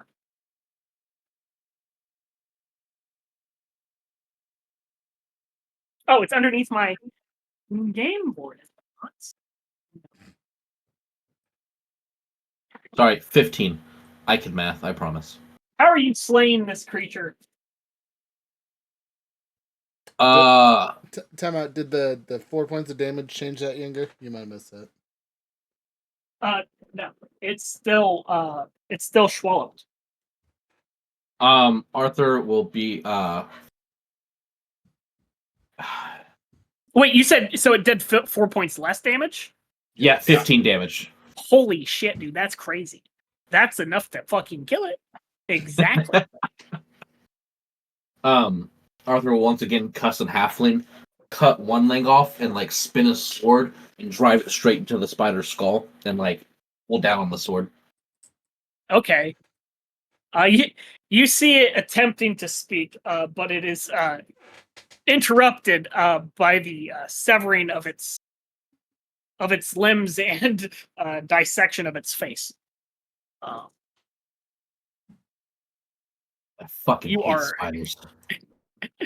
Yeah, you have successfully slain the previously petrified phase spider, and its corpse twitches in front of you on the ground, and its arms that are left begin to curl inwards on itself. Once again, the most damage done to the party was self-inflicted. Yep. I don't know. It's actually no. It tied for the amount of damage it did on its own attack. I know, but my point is that the spider wouldn't even have been awake if somebody didn't shoot it in the ass. So I consider that all one attack. I mean, I'm not arguing whatsoever. But also, what if it turned on my way into another room and then it phased up behind someone and just instant murked them? Yeah, much better. You're right. Great. And we now know if there's any more of these stone fuckers. We know what they are. We'll prep the action and not be underneath them when we shoot. Somebody already knew that. That's why I stepped into the hallway. I was like, this is gonna be It could have been friendly. Just kidding. I also just like it was petrified. We don't know why it was petrified. It comes down, it says for us to leave its home, and we go, nah, fam, and we just murder it. Yeah, we're not the good guys. I don't feel like to be a good guy, just as a note. Was this a villain campaign? Did I not get the memo on this? Hey. I do not I would say I don't make the rules, but here I am.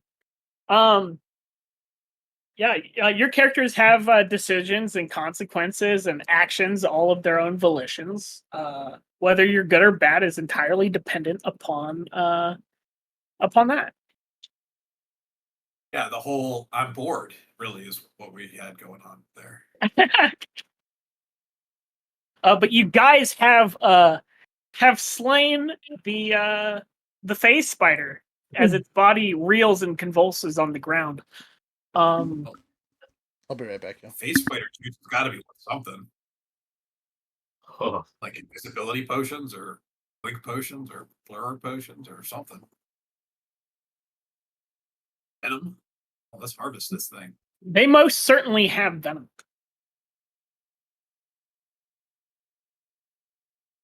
They also have silk that they can produce normally.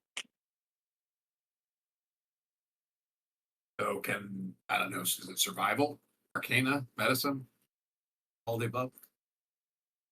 This would be more along the lines of a survival or nature check. All right, I'm gonna see what I can harvest from. I'm gonna use survival. 18 plus 3, 21. 21. You have your choice of attempting to extract the web.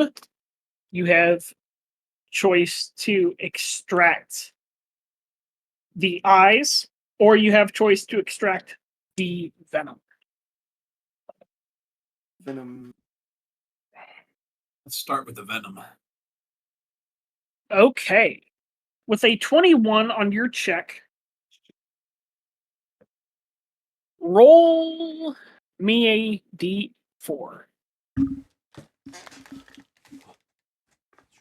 4.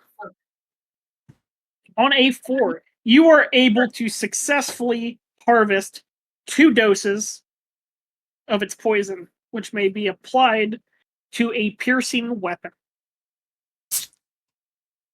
Like a spear.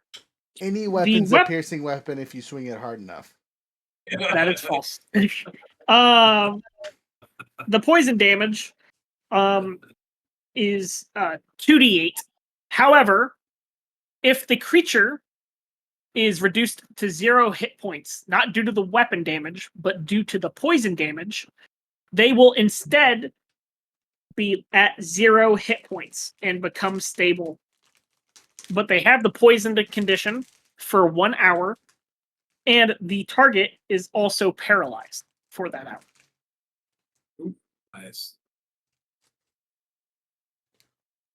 That sounds pretty useful. If we were doing some political intrigue. When we Might get back, have to in the future. Who knows? you're gonna say back when we get to mainland.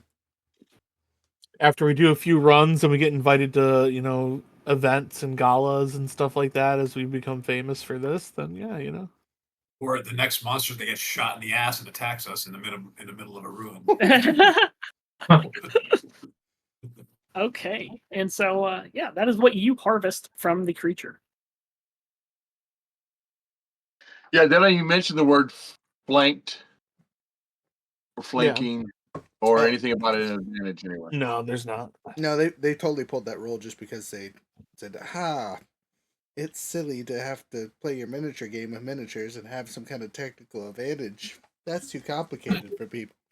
They don't understand if you draw a straight line through a creature that it has flanking. That's too hard. I'm glad you understand this. Yeah. I think the other issue with the conga It's line. more size things like how many people do you need to flank a dragon, or something that's bigger than you. Yeah. You can't. At a certain size, you can't flank. You were just in range at that point. So you are not a threat. You are merely in range. There's 23 of you. Good. I don't have to move to make my attacks. I'm sorry. I think that would be a cold ass threat. I don't know. I agree wholeheartedly. You are not a threat. You are merely in range. Like, nah, I'm good. I concede. I'm out. That's a T-shirt right there. You need that one. Div will pop up and say, so I know due to the nature of the spell, it would be unlikely. However, would it be worth attempting to communicate with this thing now that it's dead? I'm gonna say we leave spider guns be gone. Yeah, I don't want to talk to that thing. That's fair. I mean, it's No, but when you Yeah, talk to it from its dead, it has to answer truthfully. It can't lie to you. it says if it recognizes you as an enemy, that it can choose not to. Yeah, it can just choose not to answer. Can be cast on any corpse? Oh, or sorry. is And it- the corpse is under no compulsion to offer truthful answer right. if it was hostile. Is it? Does it say any corpse, or does it say humanoid corpse? It says any corpse. Actually, it might be changed in the new edition. Yeah. You never I know. love that. Yeah. The idea. This of is that true. really We have truly so being much used. more things to learn. So I shall do nothing other than open the player's handbook and find the answer befitting of all of our questions. What's the name of the spell? Speak with dead. I want you guys to know that I was within 2 flips of that spell. That was a really good job on my part. Speak with dead. Probably just your genetics giving you good luck. Corpse of your choice within range. The corpse must have a mouth, and the spell fails if the deceased creature was an undead when it died. Hey, that sounds like a perfect fucking target for me.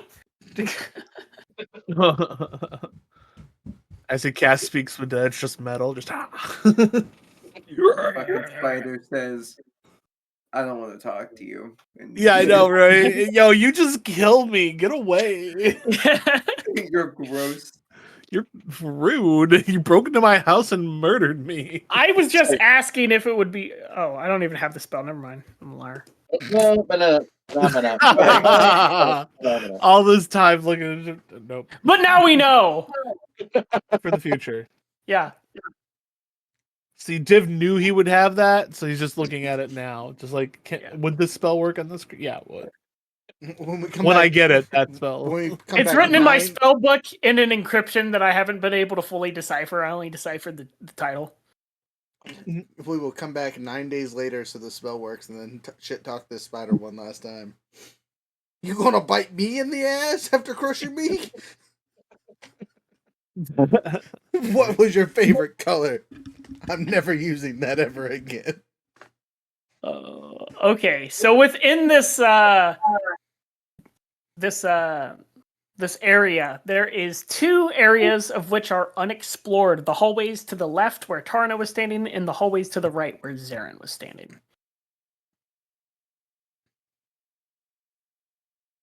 Do I see any more stone spiders down this hallway? You look at the end of the hallway that you were standing in, and it seems to tee off once to the left and once to the right. However, there is no stone effigy of a spider on the wall or the ceiling before you. There's another intersection down at the end of that hallway. Indeed, there is. But it is only a left and right. It is a T intersection, as opposed. What is it with this island and these labyrinths? I mean, why can't it just be a hallway leading to where we need to go? Why does it have to be all this extra stuff? Oh, this is obviously a prison or something. You want your prisoners to be able to walk straight out? It's probably just a grid. If only we could like shatter through the grid or something. What a Star Wars reference is goofy. What? It's a Power Ranger reference. Get out of here!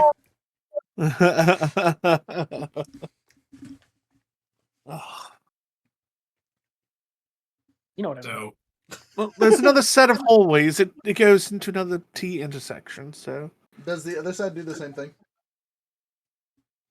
Yes, I don't know how well you can see this, but all we can see is epic sages, man.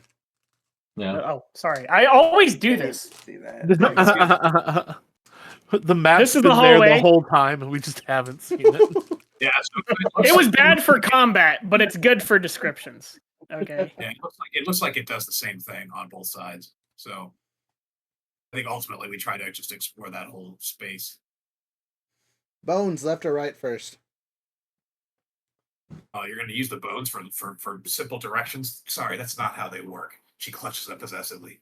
They're not GPS, GPR, global positioning runes. Ask ChatGPT, which way should we go?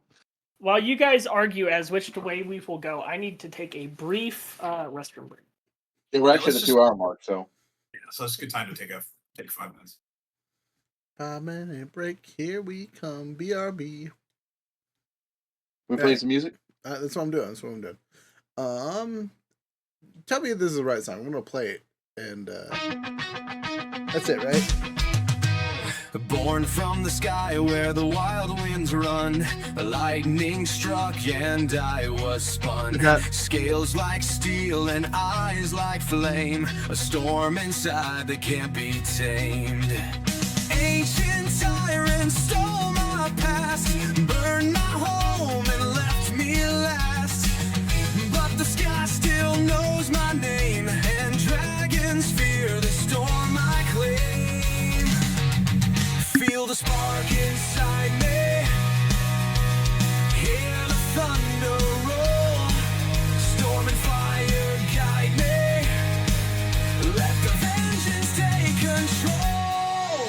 I breathe the storm, I call the rain, magic rising through my veins, lightning strikes at my command, waves of thunder take my stand.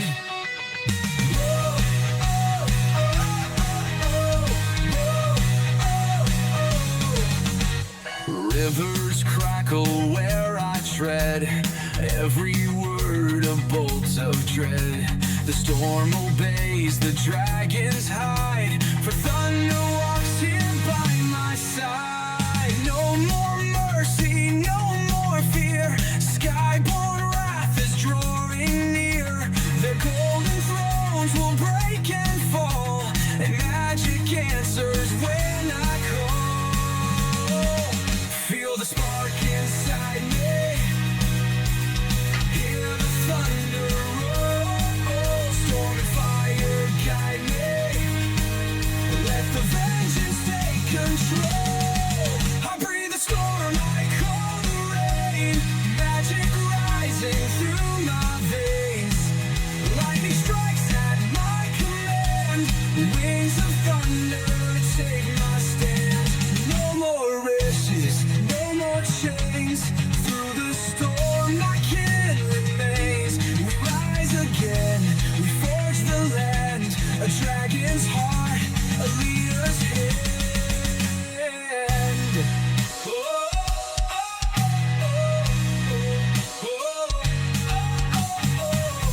The storm is my birthright, the fire is my name. No tyrant stands before me, no dragon stays the same.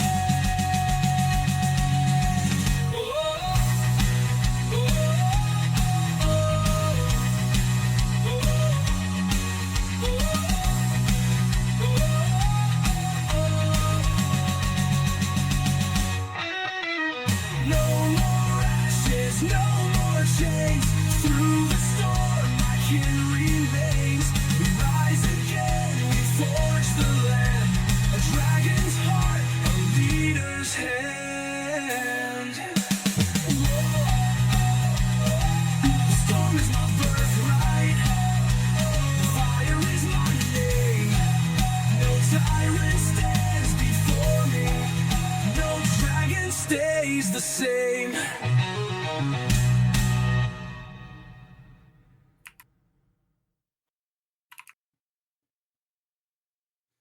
All right, Arthur. What's our Riz rating on that one? Excuse me? What's our Riz rating on this one? You've rated every song after every time the new ones have played. Have I? You have.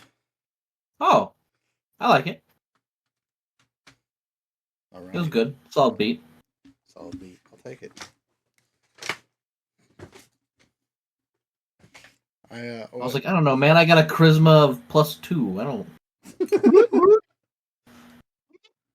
I think that's better than means too. Sorry, no apologies. That's because I had proficiency in the save.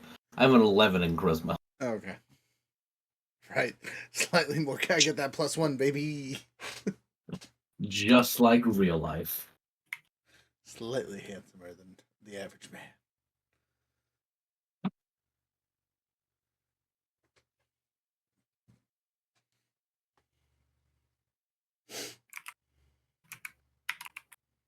Hmm.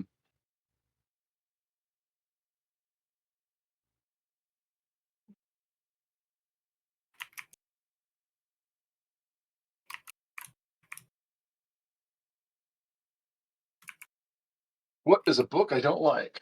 Firefox down. Yes, I can go.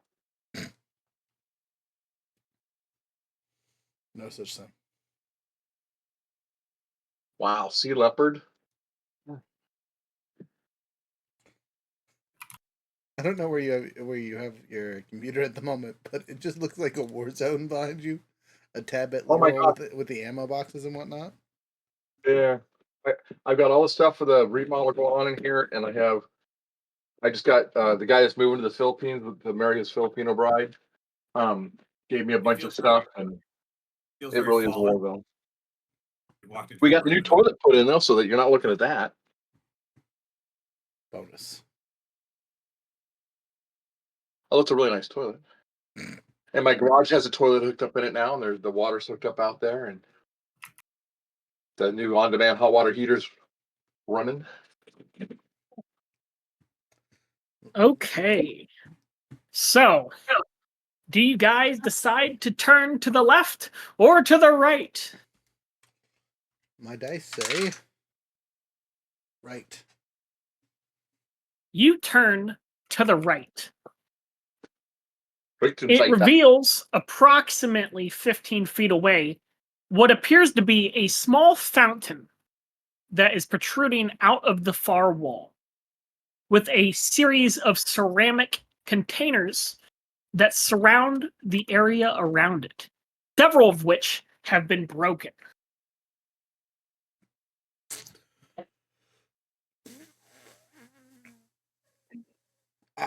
I point and say, "What's that?"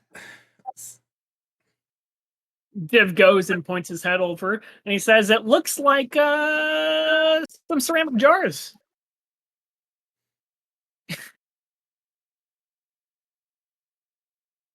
The fountain. Oh, well, I Can mean, you stone people out of it? can you drink water out of it? Is there any stone people coming out of it? There's no stone people coming out of it. It seems to be a plain fountain. However, it does have one thing that could be resembling that of an individual. It has a small frog's head protruding out of it, of which the water spouts from. Anybody got a glass? We could put the water in a glass, put it on my platter, and then we know it wouldn't be poisoned. We have the golden chalice, which removes all the beverages, right?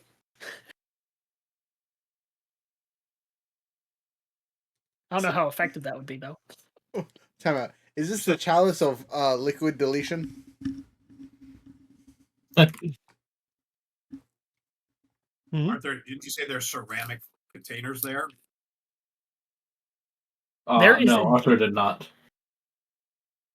It was Dev. It was Dev. Div said that. So basically, we found the break room. Something.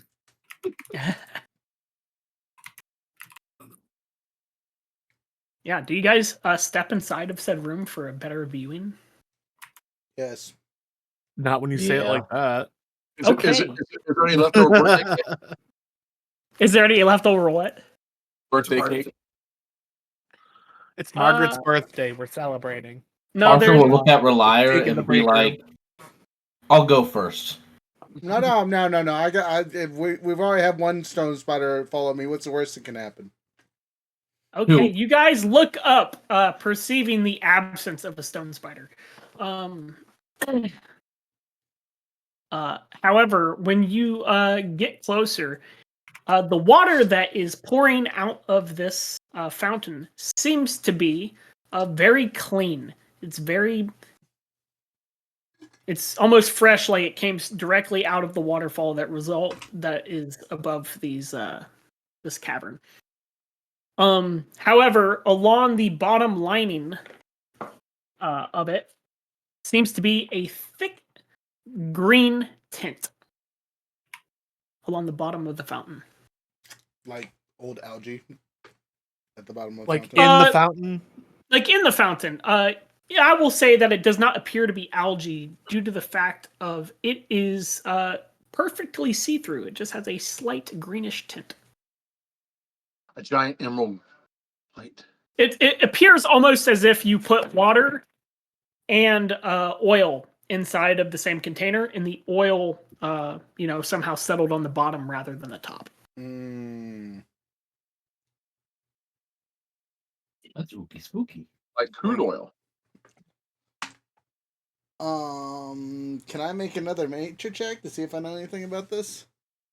Sure, you could attempt.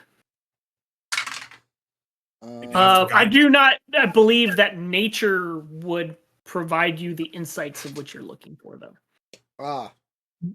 Well, I've made my roll. I have my number. What? Okay, On it would be pilot- an Arcana check because this is obviously not something that would be natural. With my +0, I added 16. Aha! A 16. I mean, that's good enough to assume that perhaps it is a type of elemental or ooze, potentially, if it was to be a creature, or at least the residue of such a thing. I'm gonna take a look myself. Okay, I you take a look. I point that out to the others so they can prep their shenanigans. You have advantage, as this will be considered a help action from Rook's character. Total of 20. A total of 20. This seems to be the gelatinous remains of a ooze. It is dead. Someone let their ooze in a fountain? That's rude. It's dead. So fun. It's dead. Oh, water. Oh no. That poor thing. I explained that, yes, it is indeed, or was. Ooze. How unfortunate. Do you want some?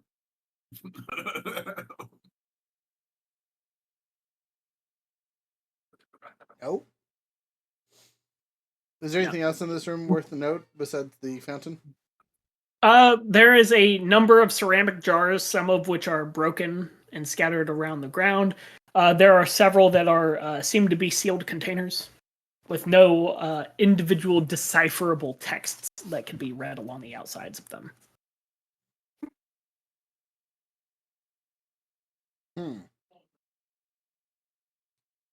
They're like screw lids or just lids, or they just They seem like the equivalency of like clay pots sealing. so basically just like a teapot lid. You can just lift it off. Yeah, some of them might have like a wax sealing or something similar along the edges.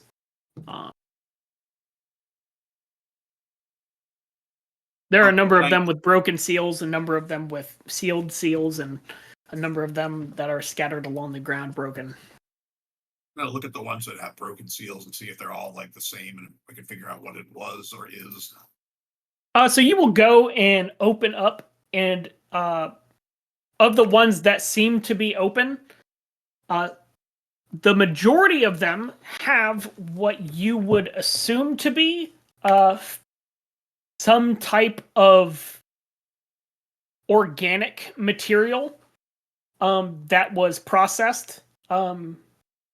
Whether it be to eat or not to eat is unbeknownst to you. Some things appear, or at least smell, as if they have a faint fruit-ish aroma, while others do not. But they seem as if they are not something that is excessively old. It doesn't smell fermented.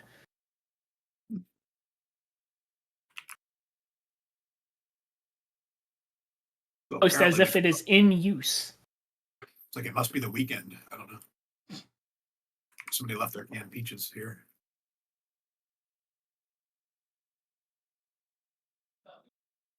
I guess I pop open one of the ones that is fully sealed.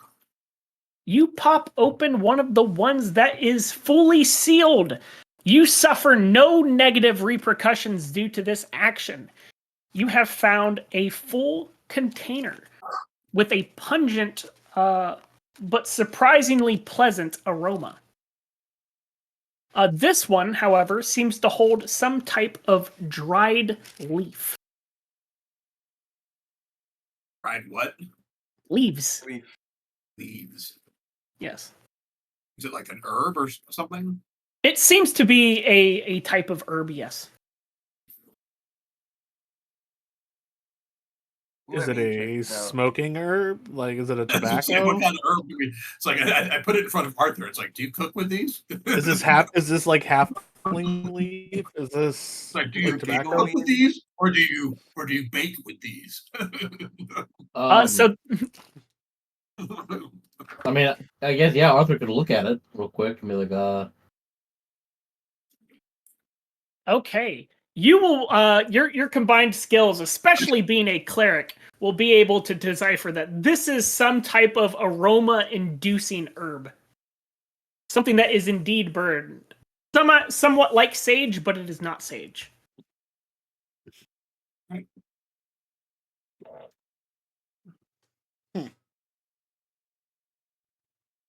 Unlike the items of which you had previously opened, which were more, I don't know what to say, wet goods. oh, This is dry.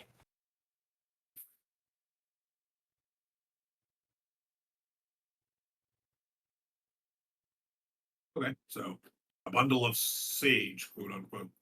Yes. All right. Bam. That is, and you see several other containers that may or may not hold same or similar or different items.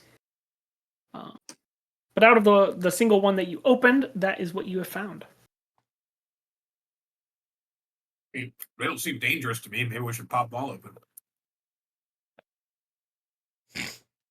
Okay. Does everybody open a jar? Come out. There's enough for everyone. Wait. We just saw a dead sludge creature in the water. The sludge creature. Well, I mean, maybe, but like, what if they just put them in the jars? And that one got out and then drowned. Gotcha.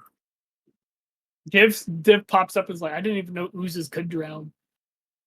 I don't know. If they did, maybe we can have an ooze pet. We feed it some of the herb. Maybe it'll enjoy it.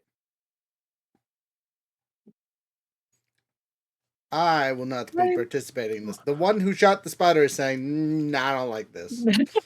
I love it. It's like something as mundane as opening up jars. No, shoot giant spider in the ass with an arquebus. Yes. Who wants to open a jar? Arthur will. Arthur wants one. Wind wants one. What about Zarin? Does Zarin want one? No. Okay, Zarin does not want one. Does Vax want one? He said yes already. Hey, okay. So, I'm going to start with Arthur. Arthur, roll me a 1d6. Listen, I may be dumb, but I'm not stupid. Well, 5. On a 5, you have opened up what seems to be the remnants thereof several dried scarabs. Many upon many upon many dried beetle-like creatures Oh, he have loves been spiders. preserved within this ceramic jar. He will sniff them. They don't seem to have any increasingly pungent smells. They definitely seem like they were effectively dried. They smell whatever dried beetles smell like, which is fairly nothing. Yeah, we totally found the frog people's break room. This is like stuff from their vending machine. Okay, on to Vax. Roll me a 1d6. 1d6. Quattro. You got a 4.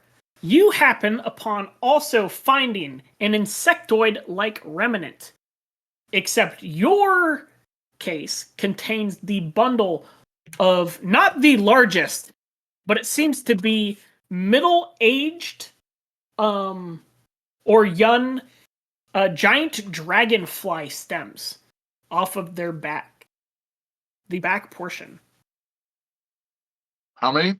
As many as a pretzel bag can fill. A lot. They're like the lawn pretzel sticks.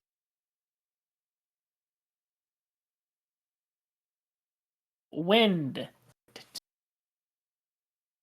You said a D6? Roll a 1d4. D4? Yep. Oh no! Where did it go? 4. Hey!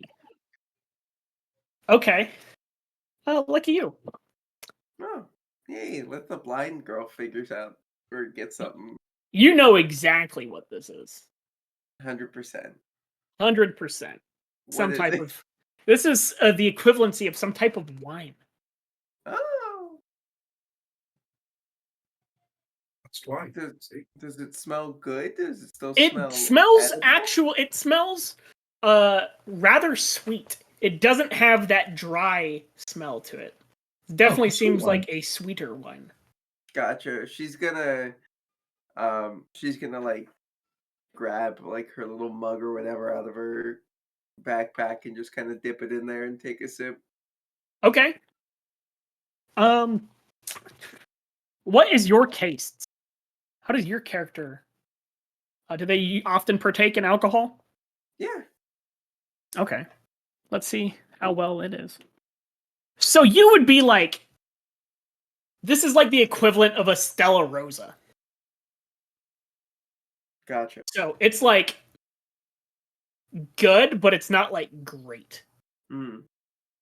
It's certainly better than you would assume would come out of a frog jar. It's not bad wine. Takes another sip. You got wine? You got Yeah. Beetle. Yeah, you got Beetlejuice. I was gonna look over. That is not wine. Would you like to do a Frog nature urine. check on that? No. Drinking frog urine. Awesome. Okay. If nobody wants to open up any of the other assorted casks that are around or fiddle Yeah, with the fountain. Yeah, I'll do another one. Okay, roll me a 1d4. Cannot be 4. Thanks. 1. A 1? Oh. Congratulations. You found the ooze. You did indeed find the ooze. Oh, god damn it. I was fucking joking. He wasn't. Is it a baby ooze? Yeah, it's all baby. Ooze was just in there chilling. You would hope it was a Fine. baby ooze. But it seems to just keep on coming and coming and coming out. Can I scoop clown- that thing and toss it into the fountain? You can roll a dexterity check. Or a strength check. Dexterity. 21. 21. The ooze begins to ooze out, and you are able to close it just in the nick of time. You feel like if it had been any more pressurized, you would have most certainly felt the effects.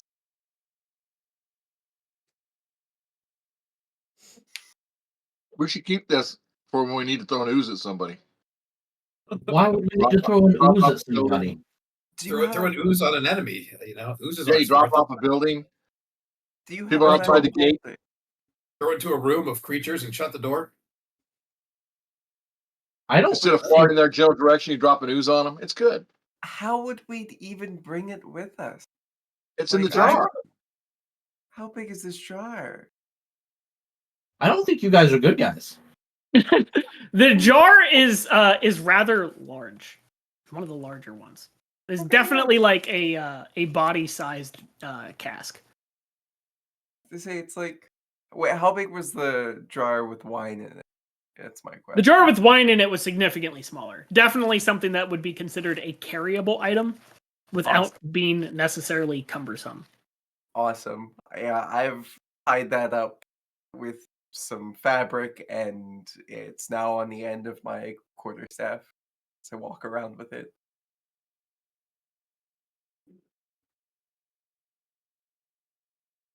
That wine. So we're probably not carrying the giant ooze. Aw. I pick a smaller one to open. You open a smaller one. Roll 1d2. So 1 and 3 are 1, 2 and 4 are 2. That would be a 2. Okay. One uno momento. Por favor. Okay.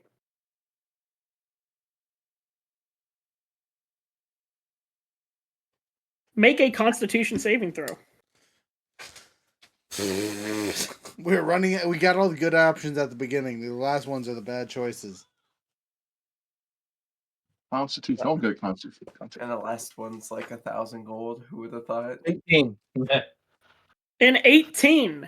Okay, that's cool. Arthur, just can I have some of that wine now? This seems like it's going south very quickly.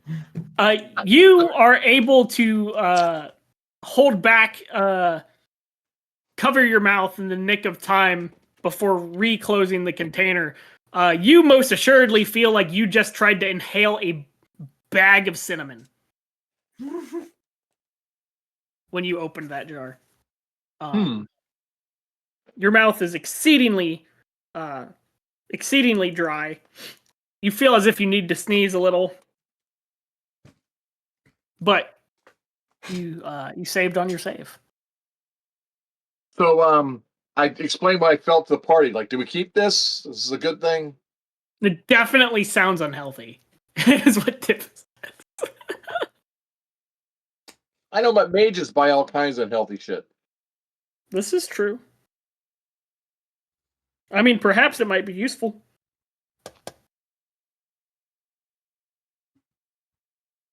There's one thing left. You guys want to open it while you're at it? Honestly, yeah, you don't we gotta made open this it, far, man. might as well. Okay, who opens it? I will. I ain't scared. Okay. I stand behind the gnome and kneel down. I turn to you and say, this is probably a bad idea. What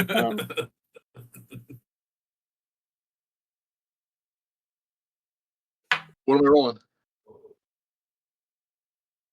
Just one moment. Oh. Yeah,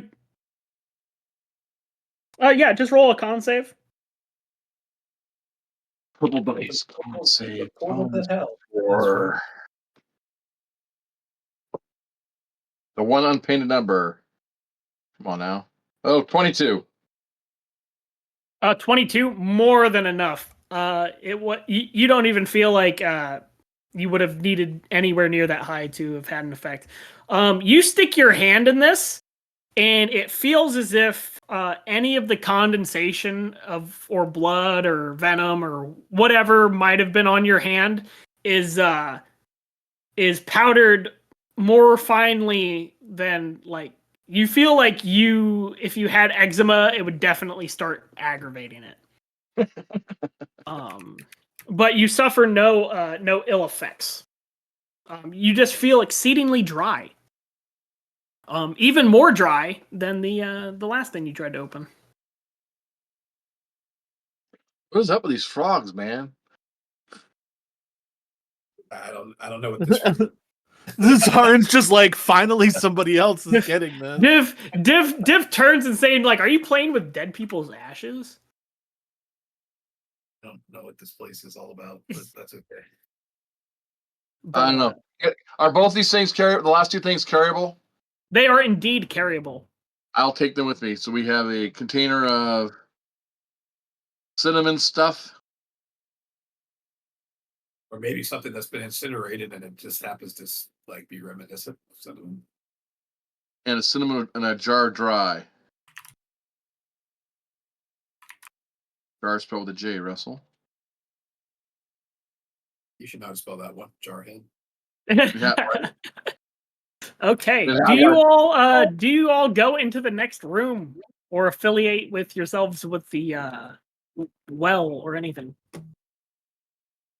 Yeah. Sure, let's go to the next room. Okay. Are you going to the room on the same hall? Yeah, it's Yes. close. Might as well. Okay.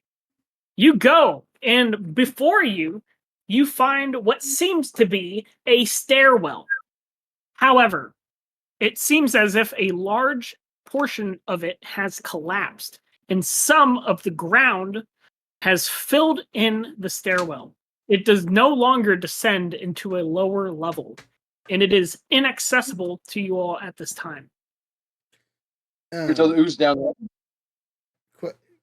Question: do any of y'all have mold earth? At third level? No. Believe it or not, Mold Earth isn't even a spell anymore. They all have the spell Elementalism, which encapsulates the effectively being Mold Earth and the little fire flicker spell and the little move water around spell and the little tiny air poof spell. It's all under the spell Elementalism now. Nice. Which I do have that. However, this is not simply quote unquote loose dirt. And so it would not be an effective means of excavation. Okay, I appreciate your bit then, but that's not the spell I was talking about then. There's literally one that lets you like dig through the earth. Okay. Well, But if you don't get that I was- one, that's fine. Yeah. But that is a cool I spell. think that's I'm gonna a write it down. later spell. Now I gotta find it. I'm pretty sure it's mold earth. I'm gonna look. We continue on to the next space then. Yes. So yeah. So basically, as a DM note, this is a if you were to come back and have an actual like excavation, that's a possibility. But with simple with regular tools, it'd probably take an exceedingly long time with our small crew. You go back into the hallway. You pass the intersection of which you all resided in before when the giant spider from hell descended upon you. And you have a choice of turning into the left room or turning into the right room. Right? Sure. You guys turn to the right. As you guys enter the room, you see what you can only describe as another fountain on the far side and what appears to be a stone altar with a lipped edge.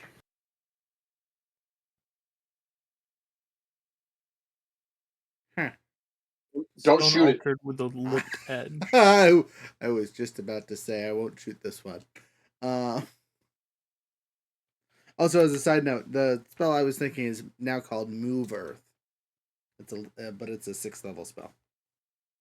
Yeah, yes. it's a So, wild one, though. Yeah, so but this in this particular altar seems to have a inscription embedded on its side. Is it the word frog language that we've seen several times now? Actually, as you go and you refer to your pamphlet that you have, and you look at this, they seem to not be the same language. However, having already gone through your guys' language list, I know that you guys would also not have this language.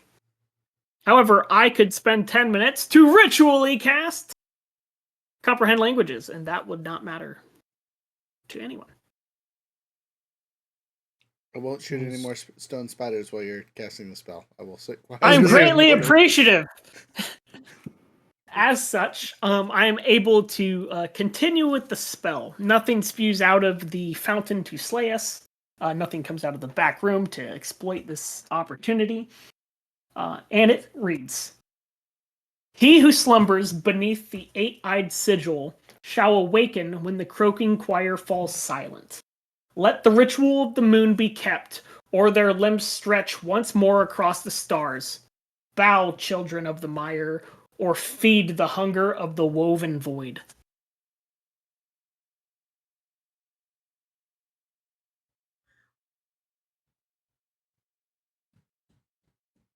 Cool. Can we get that copied and put into chat, please? I could not write that fast.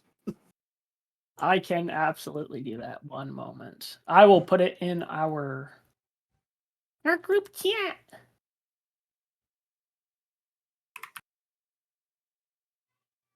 Biscuit, can you please get off the desk?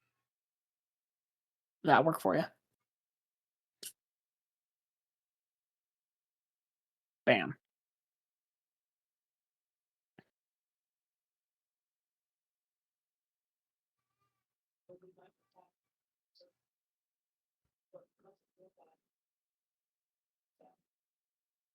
There is also an inscription or less of an inscription and more of a engraving along the top of this altar that seems to be in the likeness of an arachnid.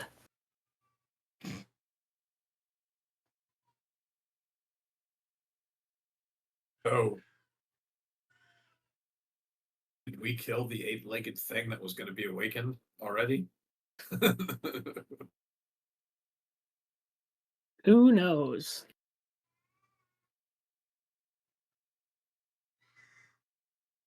That's the hope, at least, right? Is there any religious significance to this altar?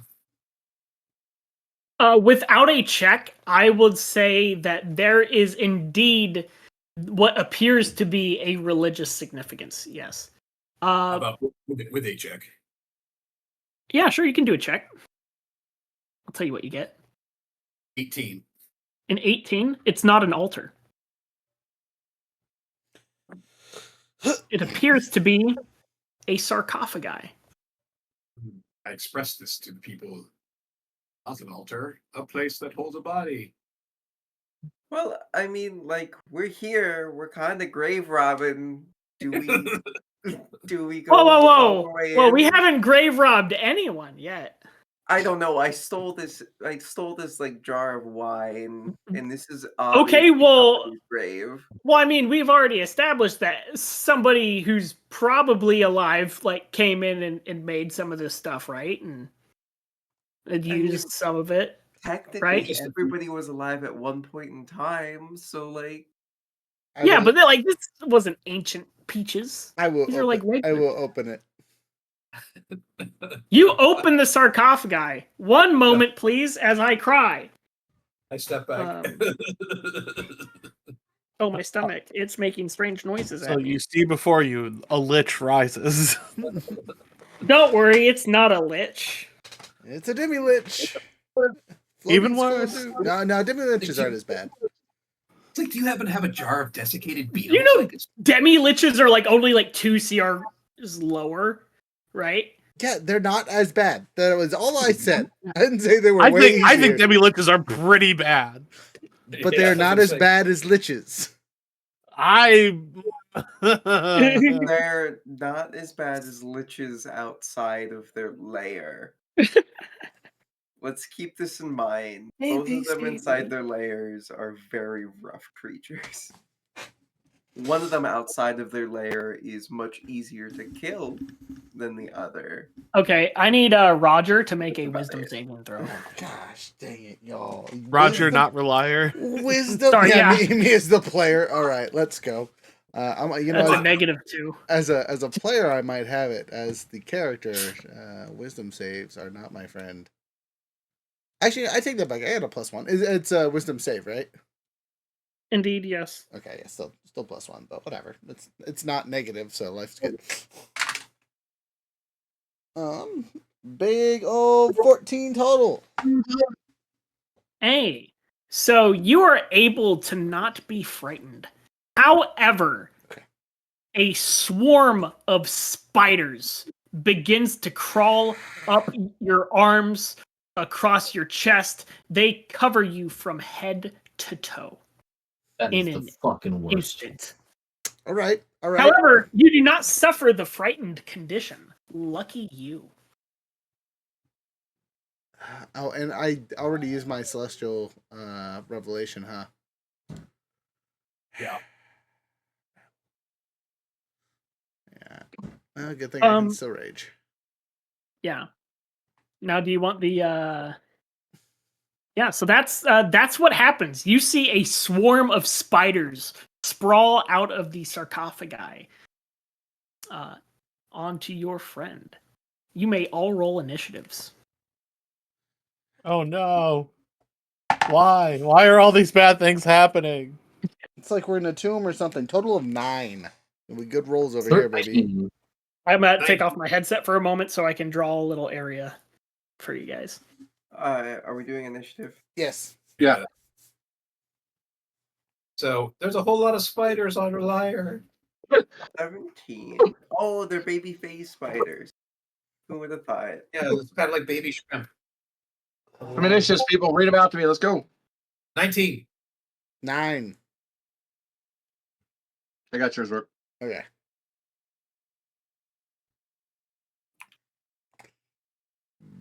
Ten Arthur, for 10 for 10? Zarin. All right. Arthur got 13.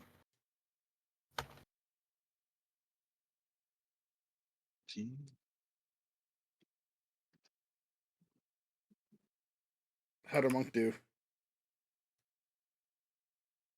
Win. What's your initiative?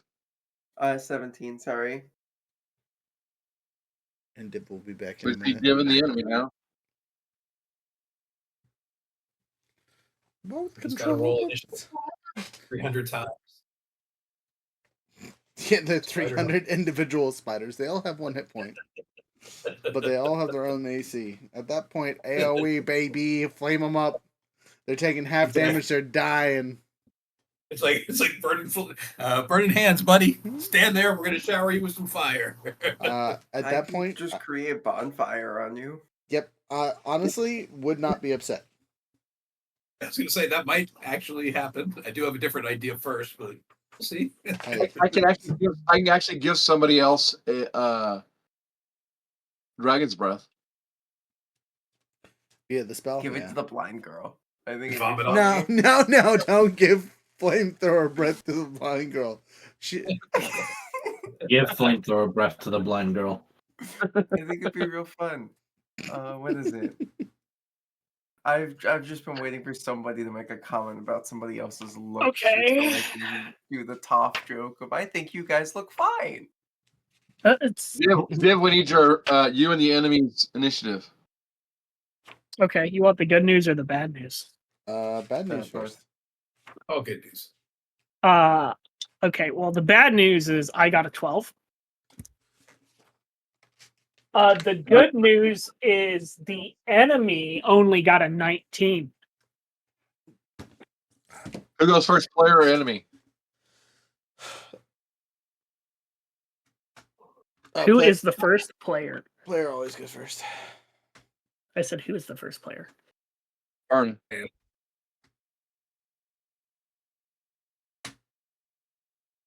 Okay. You see a corpse in a sarcophagi and a swarm of spiders surrounding your friend.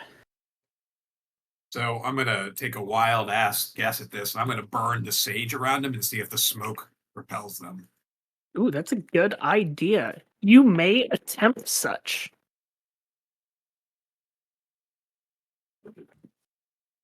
Okay. So what do you want me to roll to do? I'm going to say that they are going to make a save. Wait, what spell are you using to burn the sage? I have firebolt, or I'll just use firebolt since it's a cantrip. Yeah, I like that. That's creative. And creativity gets rewarded with potential. Potential sadness. Unfortunately, it does not seem to be as effective as it could have been. Who would have thought this is how we die? We're poisoning ourselves by smoke inhalation inside of ruins. Poor ventilation. The adventurer's killer. Okay, let's see if I can do this right.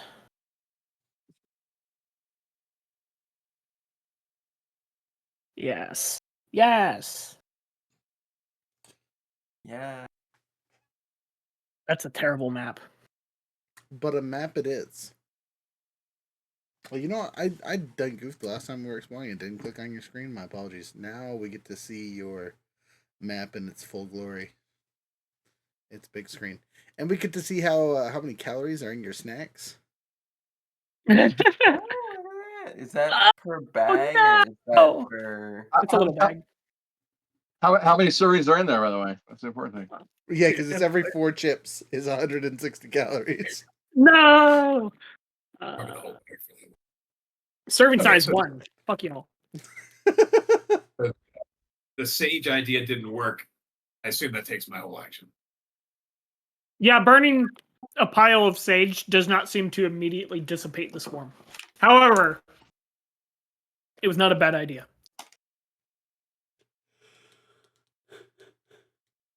Excuse me. Who is next? That would be the spiders. Oh. Oh, you thought it was the spider's turn. Yes. If the skeleton gets up, I'm beating his ass with the spiders attached. Just for the record, I do not stand for the undead. I'll get to the spiders. You still have 2 + 2 to your AC, by the way. Hey, let's That goes go. for, unless 10 minutes have passed, in which case you do not. 10 minutes definitely passed because I had to Oh, cast. he did the Oh, spell. right. Okay. Lame. Right. Well, I tried. It was a good idea. Good effort, most assuredly. If we can get in a combat where we see it coming, it's going to be the wombo combo that I need. Don't worry, it's not a mind flayer. The mummy rises out of its crypt, and it attacks our lovely friend. Does it also hit the spiders? Nope. They're all over me though. What is your AC? 14, not to include the spiders. Oh, well, lucky for you, his first attack misses. I'll take it. His second attack, however, is a 20. I use my flare again to put him at disadvantage. Reaction. Okay, how many flares you got? As many as I have wisdom modifier, so I got 3, so 2 left, 1 left now. Okay, what's your AC there? 14. A 14 is just barely enough as it waves its necrotic hands past you. Bad. Dodge. However, it looks at you. Make a wisdom save. God, again? Another one? Yep. Another one? Alright, I'm changing dice up this time. Actually, you're correct. It doesn't, not you. It's going to look at Tarna, who lit a giant ball of sage. Wisdom save 18. That's more than enough to deflect its necrotic gaze. It is now, the spider's turn.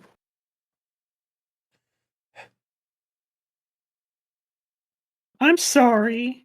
Not.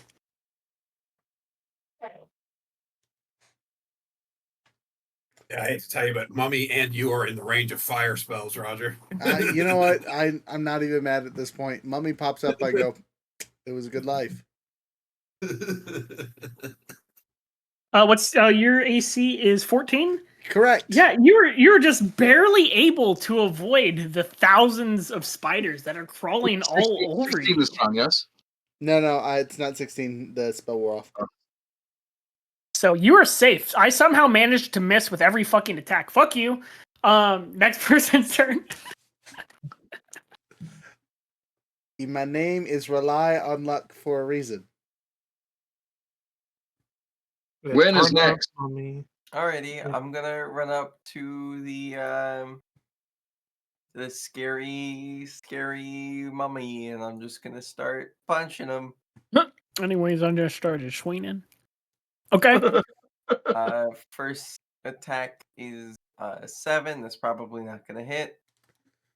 Not even a mummy. That's fine. We're gonna bonus action Floyd blows 25, and then 22. Go. So one of them was a natural 20. No, that would be the 25. So 8 damage for the one that wasn't a natural 20. And how do we roll the damage for this now? How do we crit? An additional damage die? Yeah, how did we decide to crit? I have this written down in a book. I could ask our lovely AI and see if it remembers. I think you did max I have die the and book then right here roll of roll whatever the we second said. dice. I think I do so believe. I think that is what we decided. Yeah, that sounds right. I will still ask the AI and see if it knows. So if it's like a D6, you take 6 and then roll the D6 as well. Gotcha. If that is the case, then 6 plus 8. 14. 14, and then plus the other 8 from the first hit that hit. So, or the second one hit. Total of 22 points of damage. Oh my god. Yeah. So that's a lot of damage. That's a lot of damage. Okay, it still stands, but it is not happy. You have made it unhappy. It is an unhappy mummy. Attack me, do it. I dare you. See, end of my turn. Finally be able to use the one thing I've been wanting to use.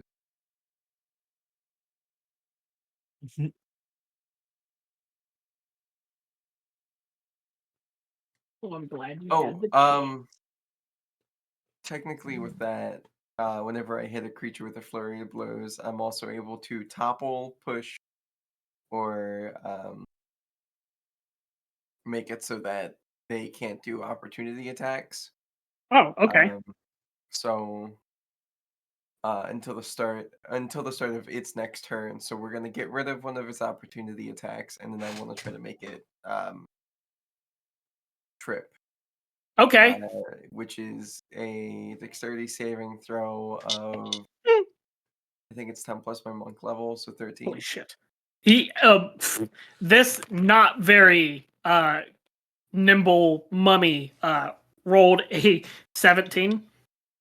Oh, okay, that's fine. Yeah. Still I was can't take thinking opportunity attack, so we're good. yeah. You just like push him back down into his coffin. Like go back to bed. Also, the AI has failed us. It has no idea what a critical hit is. Okay. So that is the end of your turn? Yep. After walloping the shit out of this guy? Okay. Who's after you?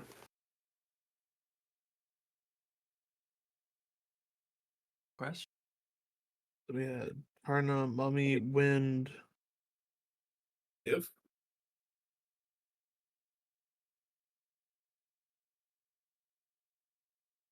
it was on 12, right? So somewhere between 12 and 17. Yeah, Arthur got 13. I'm sorry. When just finished, so it is Arthur. Who's up next? Arthur. After Arthur is me.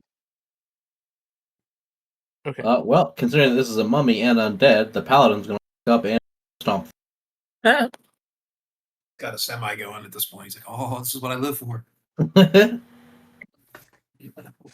I will use my feature to cast Divine Smite without spell slot once, and Okay. I'm gonna whack it. Roll the hit. 16. That's a hit. Delightful. I'll roll my normal damage and then the 3d8 because it's undead. Mm-hmm. Yes. Well, you don't put undead or fiends in front of a paladin. Or Faye.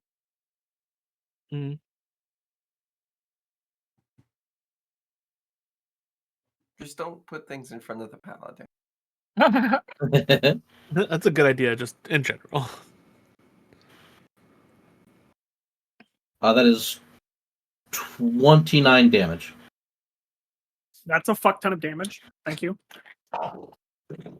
Holy shit. So 22 damage and then 29 damage?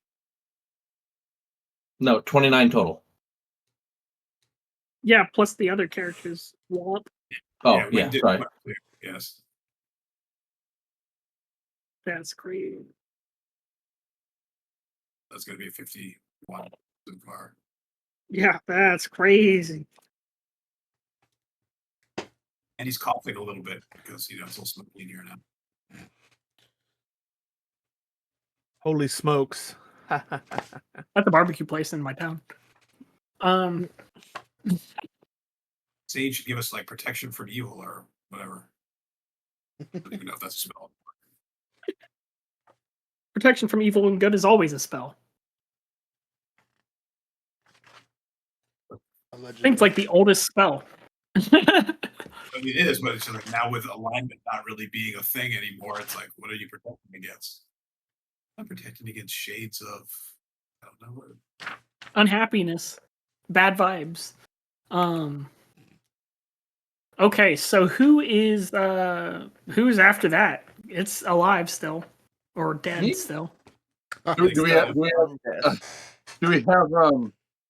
are the spiders still a problem? They're still covering me. I am still covered in spiders. spiders. Are still all over him. They tried to bite me, but I flexed too hard. Ralire's like, purge them with fire, or cold, or acid, or Anything. Just get them off me, please.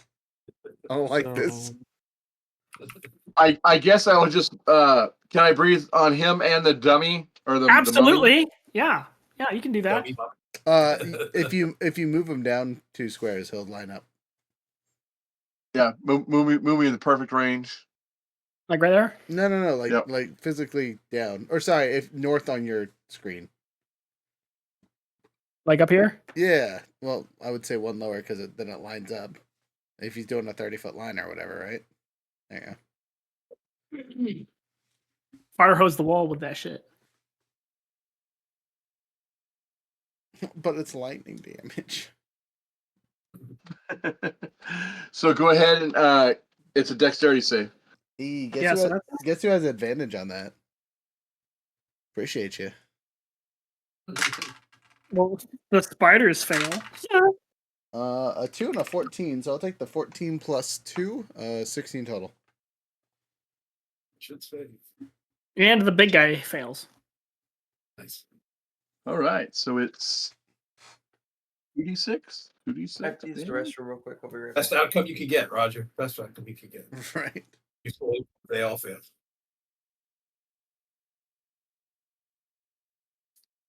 So hey, if you don't have a fear of spiders after this little adventure, I don't know. Cause that. That would be a 10. 10 damage. 10 points of damage. Several of the spiders are electrically pulsed off of you. The swarm is now half of the size it was before. And the creature of which you shocked is shocked indeed. As its corpse, electrifyingly like a parrot just pulled off life support, just falls into its coffin. Did you just say the parrot or the parent? Yes. No, not a parent, it apparently. Oh, okay. Parent Lee. So there's someone named Lee who is a parent. We got it. Okay. The apparent Lee who was pulled off life support. This is a sad story. Was the mummy's name Lee? That was not inscripted on the side of the coffin that we read. No, it's actually, to be fair, it was a parent. It was a mummy. Solid joke. We get wait. I have a noise effect for this. Let's find it. Oh God. Do you understand why I'm playing a bard, guys? It's punny. that was great. It's Div's turn. Div, it's up to you, baby. There you go. In an effort to not kill my friend, I guess I will use the only offensive spell of which I know. Magic missile. Magic missile. Okay, well, all right. He's Well, picking spiders off one. No. Did we skip my turn Div goes on. or am I? 11. No, you're next. Yeah, you're next. You're 10. He's 12. I think Div I was just 12? broke my arm. Oh my Who God. went behind me then? I go last. Yeah, Rook. What? Ralire, stop! You're always last. I've been rolling dredge. Okay. The idea You are is to frontline. Go sacrifice faster. Oh man. Okay, I dealt a solid 11 points of damage, which is then halved. Oh. So 6 points of damage. I'm in so much pain. I just ripped everything in my arm. IRL, he's dying. Just so you know, that's not a character talk. How did you do that, Younger? I bent down. I did a totally normal human motion. This is what Well, happens he's got a little when you messed hit- up body. you hit 30, it starts hurting for no reason. It's like I just reached, and then I ripped my entire back. Great. Yeah, for real, dude. It's crazy. Younger's body over here. Hey, this man just, I don't want to do this no more. Like everything from like the underside of my arm to my like ribs is just feels like I just got beat up. Are the spiders dead? Yeah, they just there's like 2 of them left, but they can still deal damage. Sorry. Well, it's Zarin's turn then if you're done. Yeah. Zarin, Yeah. there's a number of spiders still clinging to the to Ralire. Yeah, being the last caster to go. Embarrassing. So there's a bunch of little spideys.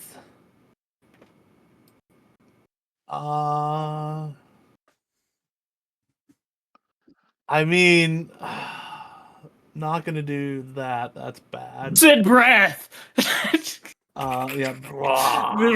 Look, I'll get them for sure. I've already been hit by 1 lightning breath. What's that's gonna do to me? Yeah, I don't. On a plus note to being last in both these combats, I haven't had to use my rage yet, so I still have 2 of those bad boys locked and loaded for later.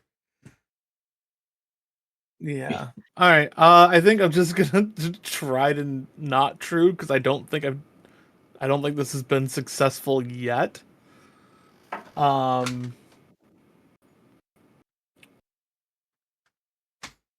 I think Zarin just sees this like swarm of spiders like covering Ralire, just like, okay, I don't know what's going on with this place, all the animals and all the spiders and stuff, but really, just a Vicious mockery.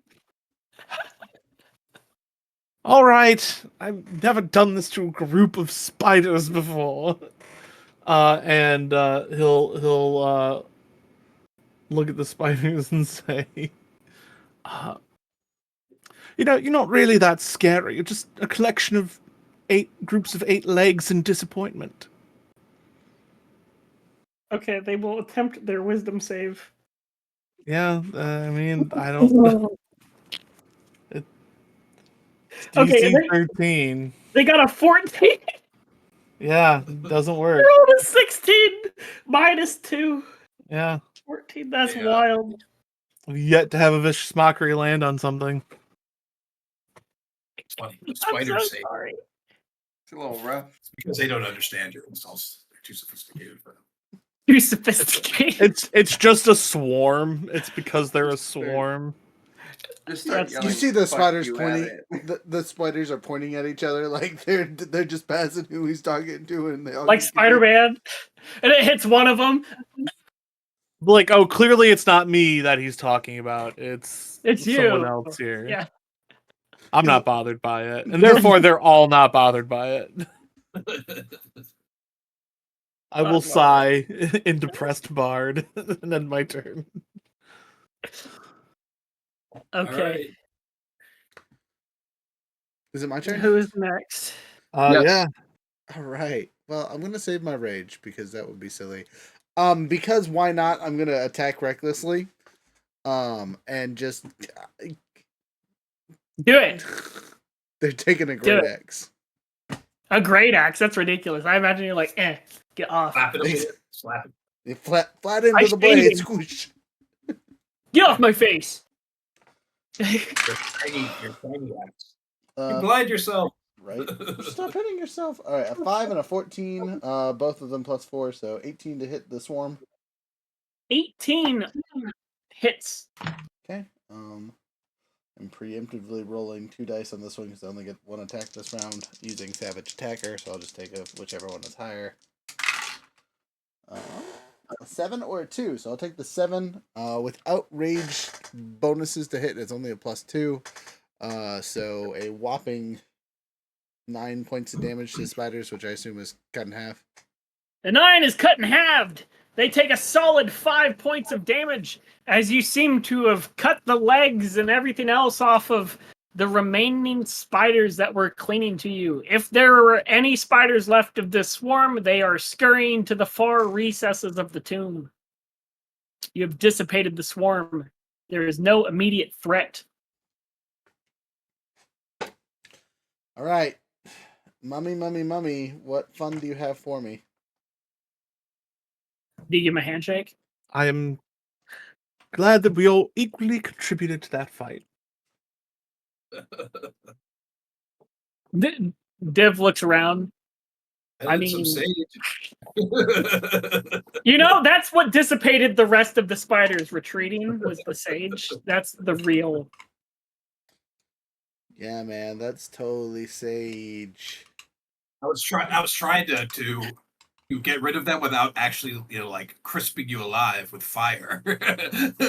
Someone ransack this large stone bucket. Sarcophagus, that's what you called it. Yeah. You inspect the large stone sarcophagi. The sarcophagi is open. The lid is moved to the side. There is a corpse inside, along with at least one item. And you see the inscription of which I previously read etched onto one side of it. And a separate inscription on the other half that was not read. Another inscription. Yeah. Taking the time, it would simply reveal that the creature had a name. Oh, The His spider name's that we murdered Jet. had a name. No, not the spider, the dude in the sarcophagus. Oh, the dude in the sarcophagus is like, wait, what? yeah. Was he like the sarcophagus, foreman or something, or maybe like the supervisor? Supervisor. Maybe he was the spider's pet. So what's this object? What's in the box? Yeah, he said there's one item. Yeah, What is the what's item? It's, believe it or not, it's an item of which was not wielded by the creature itself. However, maybe it was at one point. It is a moon-touched blade. Ooh. Oh. Is it a short sword, a long sword? What kind of blade we It talking is a about long sword. Oh, blind girl holding a longsword. Who uses longswords? Arthur can. So can That's right. Ralire. So can I. There you go. Longsword people, fight for it. Throw it in the center and have a brawl. Mortal Kombat. No, if Wynn picked it up, Arthur will let her keep it. She's just holding this thing. She's. Most of the time, people would have grabbed the sharp pointing object from the blind woman. Is that So at this point, Also, Wynn's not like dumb. Well, to be fair, we don't know that yet. We don't, Can we really say? are any of us not dumb in this group? My character. Wind has a 8 to her intelligence, so a -1. Mhm, mhm, mhm. Okay, so you're stupid than the Okay, average then bear. Got Arthur, it. Arthur would like point down. I'm hoping I'm holding it from the handle, and she's just gonna like point the sword down towards the ground and be like, I can use it, though yet again I still can't see. So maybe somebody else would feel more comfortable using it. Wait. If you can use it, they have to be close enough for you to hit them with it. It's not a ranged weapon we're handing you. It's an extender up to how far you can see away. This is a great weapon for you. Yeah, not wrong. I could very much use it. But I also have fists, and I do pretty well with those. This weapon has one additional trait. What is it? It is also silver.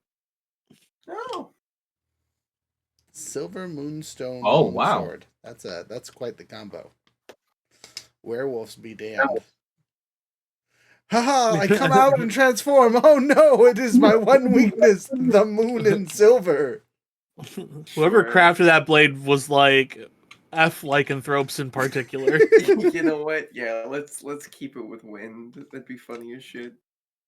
You can't even see how pretty it is at the worst part. It's just Yeah.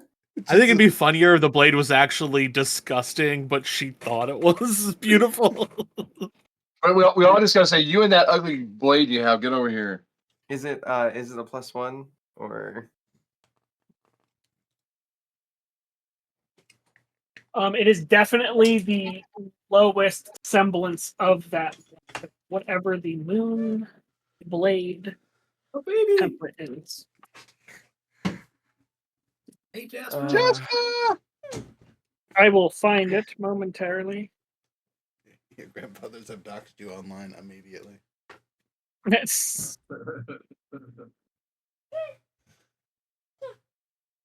So it's moon touched or moon blade? I meant to say moon touched. Okay. Definitely not the legendary. But that'd be like Moon that'd be blade. a little silly. But also really cool as a GM to just give that.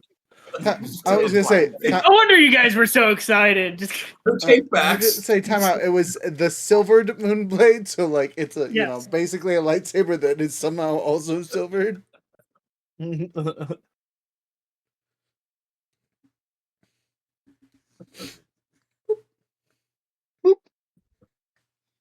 sheds moonlight, creating a bright light in a 15-foot radius, dim light for an additional 15 feet. And it is silvered. So basically, it's light and it's silver. Yeah, and if you have proficiency with the weapon, when I hit a creature, that creature has disadvantage on its attack on its next attack roll before the start of its next turn.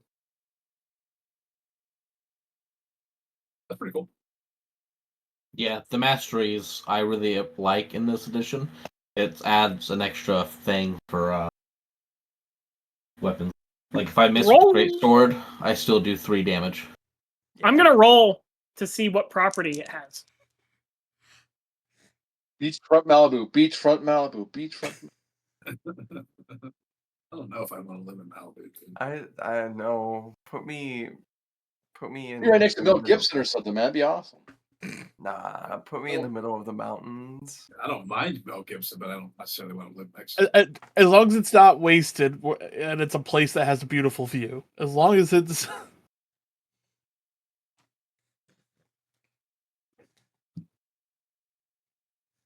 So where does this blade live normally? Let's figure out its summer home. I have a cottage in Aspen I go to during the winter to go skiing. Mm. I would be in the mountains. Or he likes to summer at Nantucket Island. I need. There's my D4. It is a +2 weapon. Oh, Holy crap! It's like the most powerful weapon of the party being wielded by the blind chick. Great. yeah. Somebody, quick, hand her another sharp object. I'll change you this shiny rock. Just be careful you don't shake because it might explode. Now there is still a fountain in this room, and then there is nothing else. Oh man, a fountain! I'm so Besides thirsty the, to drink the poisoned water. And there is also the clothing of which this creature wore wrappings, and yeah, that's not very pleasing, I guess you would say. Actually, we move on to another room then. We have the super cool moon blade. I think that is treasure enough for that combat. Okay. Since we are in this maze, I would like to channel divinity and use my so I can detect celestials, fiends, and undead for 10 minutes or until I'm incapacitated. And I know the location of any creature of those types within 60 feet. And I know its creature type. Within the same radius, you also detect the presence of any place or object that has been consecrated or desecrated, as with the hollows. Okay. So you definitely. How far? Within 10 feet of you? 60 feet. 60 feet. Below you, there is something that is hollow-ish detectable. Is it consecrated or desecrated? Because I know that. This would be desecrated. Arthur will share that information. However, we're gonna take a nap before that. There is one more room that is yet to be explored, and you do not detect any other living form with your spell on this form. Let's go explore that ruin. You go down the other hallway, so instead of turning right, you turn left, and you find what seems to be the most simply almost like animal bedding located on the floor. Possibly humanoid. There's a few pelts that are strewn about.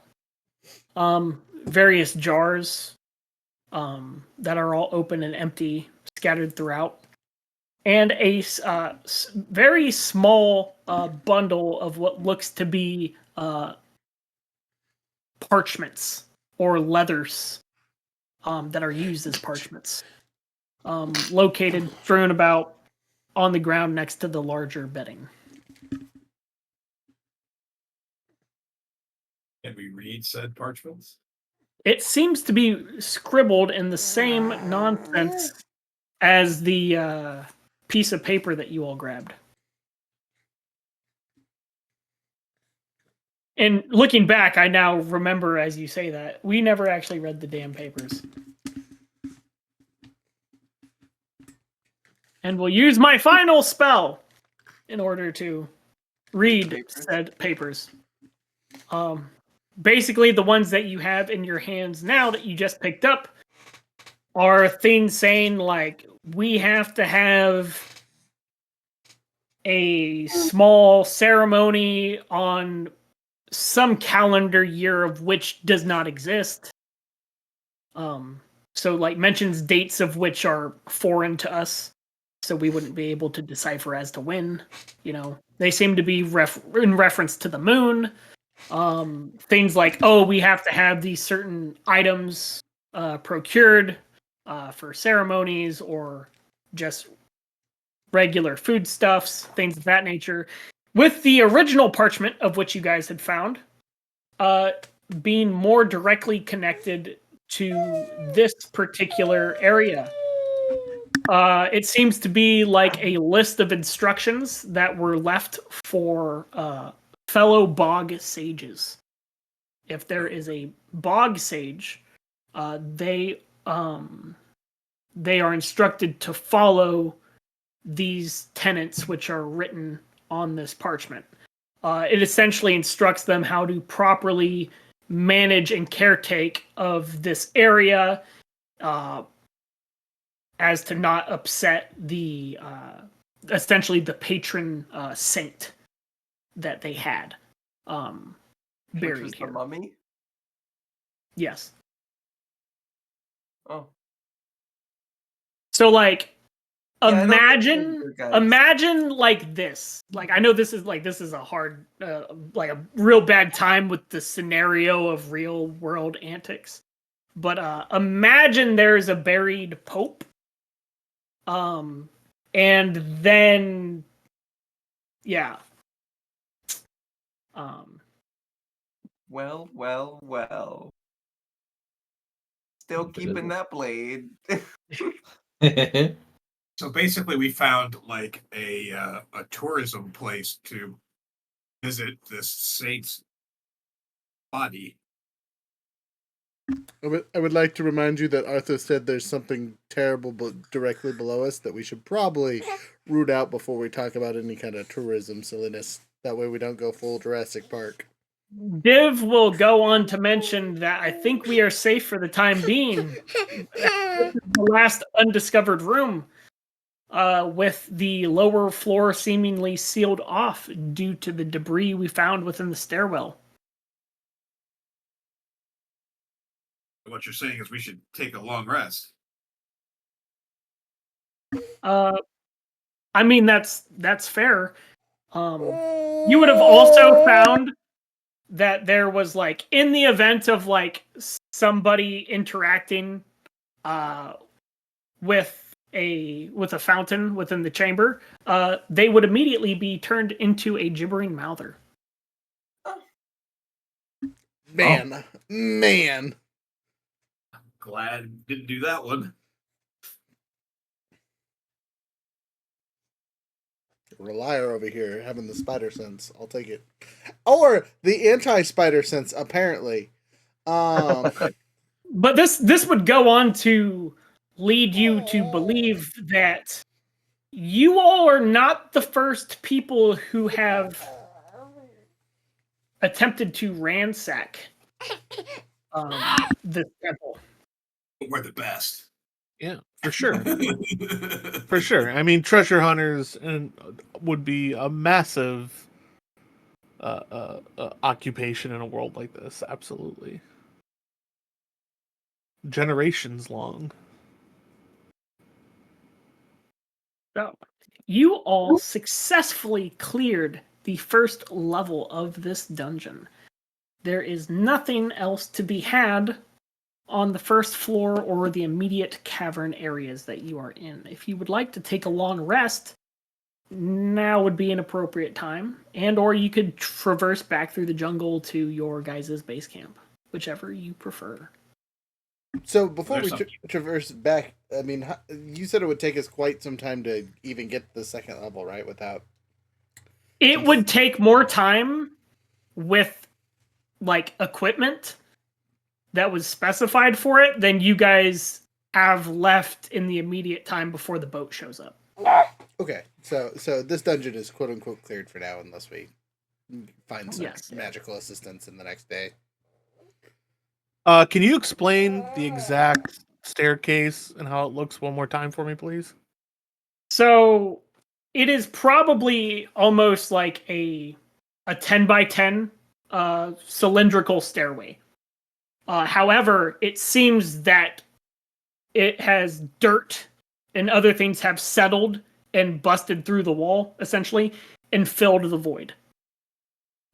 With bricks of the walls. So it's filling the staircase? The staircase itself is full of debris. Cool. Like, as in, like, it's buried. Okay. Is everyone, like, away from the staircase? Are we all just, like, kind of back away from it? You guys are actually on the furthest you could be away from the staircase. Okay. The absolute furthest. I think in that case, as we're like told, like, oh well, we can't really do anything. Zaren's like, well, everyone else is getting shit, or we're almost dying. I don't know. This is a good idea, but I want something too. I want something for my troubles. So I think as this discussion goes on, Zaren takes his hands outstretched in front of him and claps really loudly, and will cast Shatter on the rubble that is blocking the stairway to shatter and loosen it. Okay. Yeah, let's see if we can do this. That will most certainly shake things up. Like, you know, if it's all like stuck, like what it lodged somehow, right? So the hope is that the shatter will cause enough of a vibration for a massive pile of stones that it will, whatever it was clogged with, will move and then roll freely. I Since it's all understand. debris and dirt. Yeah. Okay, so how much is the maximum damage of which you could output with this spell? With shatter, maximum is 24. It's 3d8. I will say this. A noise eruption.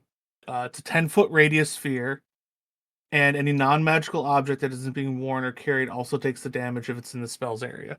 So, any objects like rocks. Yeah. So, if So it's a all the 24... rocks, all the rocks, all the sand, all the dirt, all takes 3d8. That, like, each individual object takes that damage. I understand. So I'm going to give it a chance.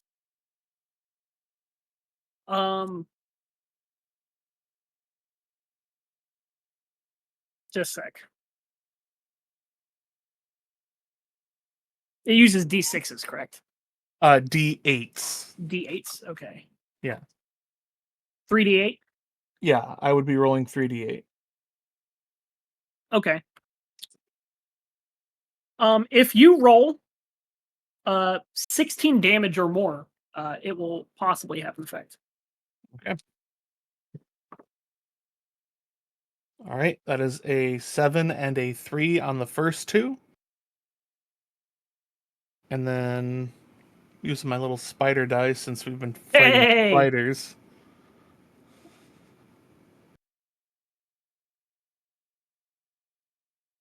That was a 7, sir. You unearth the earth. More of it begins to slide downwards in a rather loud, shattering, concussive blast, opening what seems to be a door that was located at the bottom, bursting outwards with sand, rocks, other debris falling into the hole. The stairway itself, obliterated. You shattered it. There are a bunch of spiky rocks at the bottom. However, the stairs going down no longer are stairs, as they have been crumpled. However, you now have a cylinder hole that's about 20 feet that will allow you to descend into a following floor at this time, as the door that was locked at the bottom has been burst open with a number of debris spilling out into the floor below. You have opened a passageway to a deeper dungeon. As like the clap happens and all this debris, just the rock slide of sound, assuming people are, like, if they're not paying attention, are turning towards it. Like after the clap, Zaren just stood, let it happen, and then took a bow towards where the chaos was, with everybody behind him.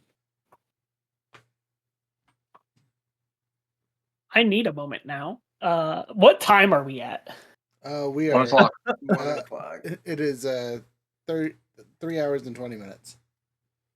Okay, so we got 40 more minutes. Potentially. Okay.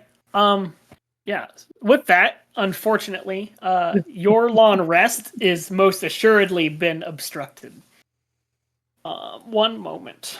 I was laying down, and all you hear is just cursing and upsetness. The thing that the GM said, you can't get to it now. You can't get to it now. Oh, you can get to it now, but you didn't take a long rest. Uh-oh. You can. We still have the option to take a long rest. I don't know. We might not. I was gonna say, I think you might have. Hey, done we it. can go back to the camp. Listen. Zarin had an idea. He's been failing all day. We He just needed might to have let shot some- another spider in the ass. Figuratively. Those rocks fell on 50,000 spiders. I need to roll initiative 50,000 times. Give me a minute. I'm talking about opening a doorway to something else like that we just don't know. That's all right though. Okay, Yeah. there's a real map coming out now. Yeah.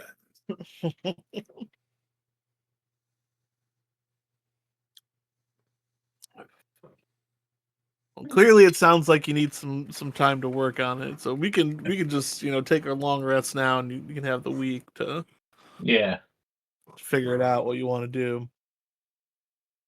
Take that rest. We'll level up. It's fine. Yeah, exactly. As the gods intended. Last week and this week's worth, right? The time to level up. Yeah.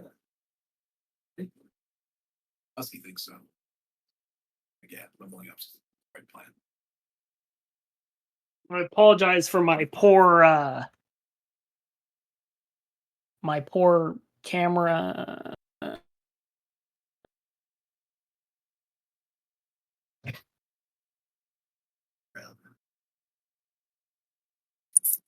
Session. Okay. You guys discover this hallway with a large gated lock, or you wouldn't know, but large gated end with several alcoves.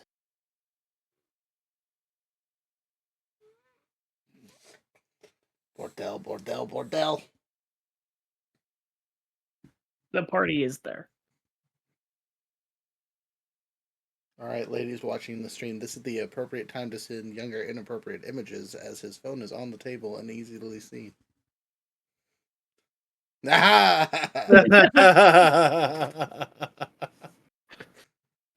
I'm watching you through my camera. Oh no! Oh no! I have been spotted. I need better paper covers, but I don't have any at this time. Yeah. Okay, yeah, you guys uncover a large hallway. Would you like a friendly DM suggestion? Yes. Gift wrap. I have some of that shit. It's great for doing fog of war stuff, and usually most of it has grids on it too. So if you want to draw something on top of it and be like, surprise, it's actually. That's actually a really genius idea. Good shit. It's actually a panda. Hey now. Okay, but you guys uncover this large, extensive hallway, which seemingly encompasses the entire width of the dungeon that you previously explored. Seems that there are several tunnels that peer through various locations, various alcoves, various tunnels. One directly to the left, one in the middle, and one at the far end.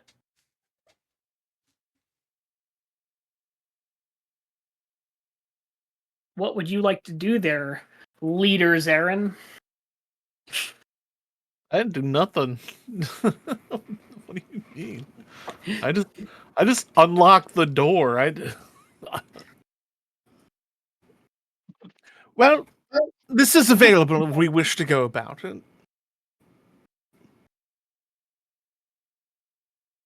I mean, it's open now. Yes, that was the point. Yes.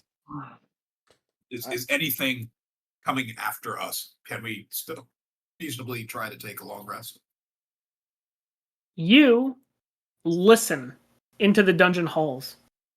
You hear what sounds to be loud clankings coming from various halls. But you see nothing within the halls that you are currently looking down. It is the massive hallway before you is completely silent, still as can be. Whatever is moving deeper within the dungeon itself. It might be irresponsible to leave it unchecked. If it is a horde of face spiders or something dumb, and we've just opened the door. Arthur sighs, picks up, and pulls out his greatsword. He's like, all right. I don't really He'll think take it's the lead. that irresponsible. There's not many people that live on this island. We could just go. It's okay. You say we should just leave the whole area? Abandon it? But the Get proper frogs, rest. the toads, the grungles. What if they All right. get got? That way they were our friends. We have to keep them safe, yeah? I definitely have that sentiment. Yeah, tell them to come with us. Okay. Give them the option. So, what do you all do? Do you pursue deeper into the dungeon? Do you rise to the surface? So, DM, I feel like this is a blatant question that we've asked several times and haven't gotten a straight answer. Can we take a long rest before we continue? If you continue to wait here, you will likely not experience a long rest. If you retreat, there is the potential. Okay, so we will probably go back and take a long rest before exploring the dungeon. That would make the most sense, as most of our party is pretty low on spells and Injured. ability. I don't think any of us are super hurt at this point. It's just like we don't have any way to recover if we get hurt more. I mean, Yeah. I do because I'd be heal boy, but everyone else not so much. I got three. Yeah, I got 3 first level spells left, which is fine. But I don't have any channel divinities, and I don't have any 2 spells.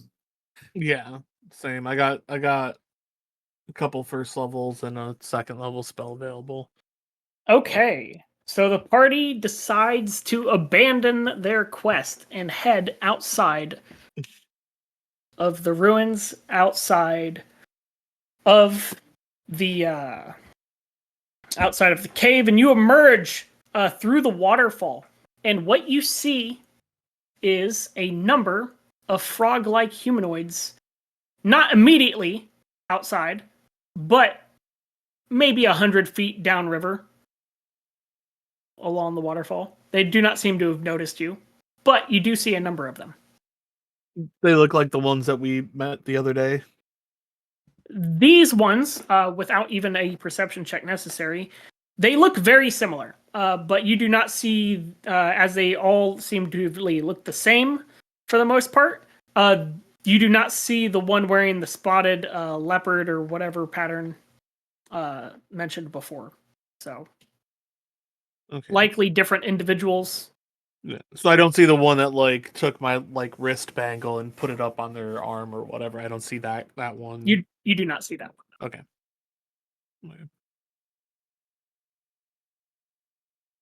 Yeah, I will very gladly leave this cave.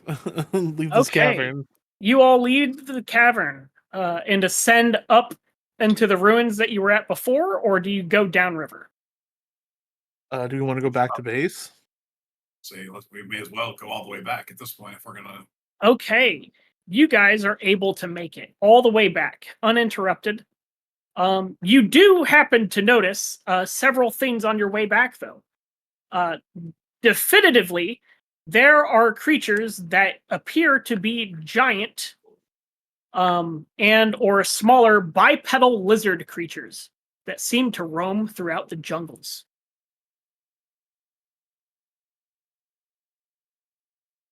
None of which caused you all any instances or immediate dangers, but you did see several rather fast-paced creatures sprint past you all along the trail that you had carved, but nothing that seemingly was interested in you at that time. Kobolds? No. These are most certainly animals of some kind. Oh, Like T-Rexes? little velociraptors. You didn't see anything quite as large as a T-Rex, but more along the lines of velociraptor and or smaller cousins. Gallimimus. Oh. Little tiny ones. Yep. You're able to make it back to your guys' base, where you see two familiar faces of and the one three familiar faces as you have collected Torgal. I got a nifty new sword. Who do you show it to?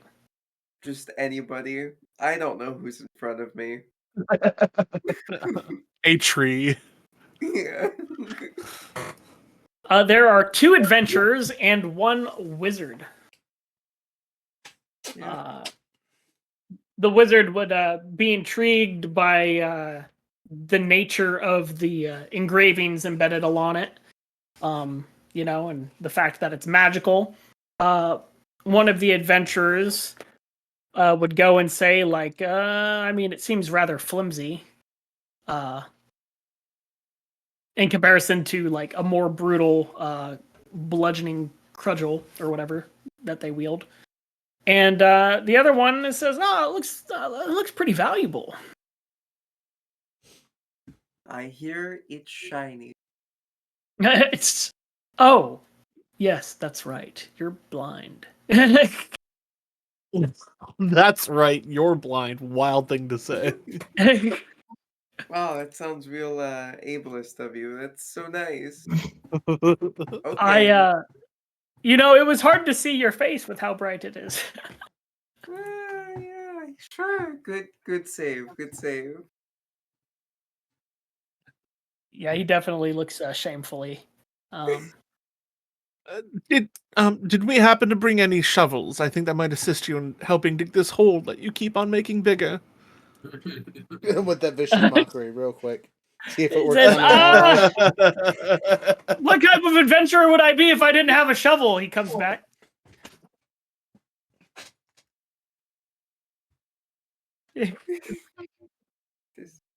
Right.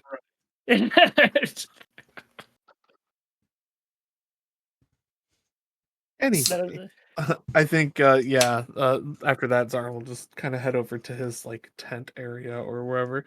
Are we like set up with like individual tents, or is this like there's like a large communal tent that's like set up, or There is indeed a single large communal tent with several other smaller ones, of which can be used as personal tents. Okay. Yeah, I think Zara would have grabbed a personal one then.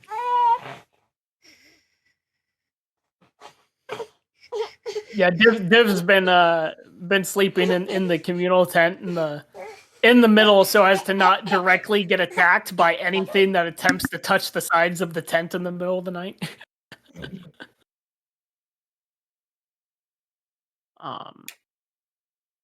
And yeah, you are all able to enjoy the benefits of a long rest. Is there anything you guys would like to do during your downtime?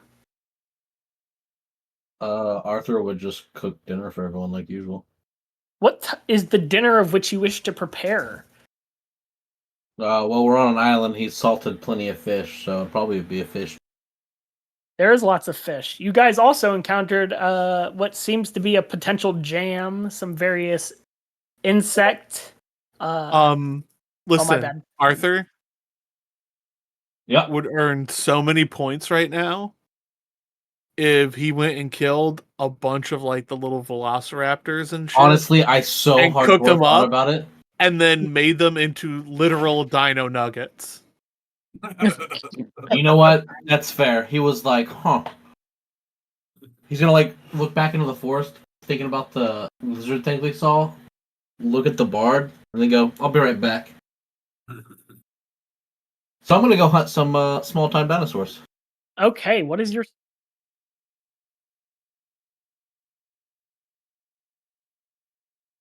Survival roll like normal? Yep. That's a dirty fucking 20.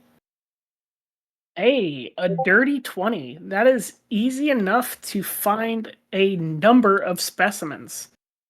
Maybe not as many as you were looking for, but you seem to bring in one rather large, plump version of the creatures that you've seen running around. Well, Is well fed.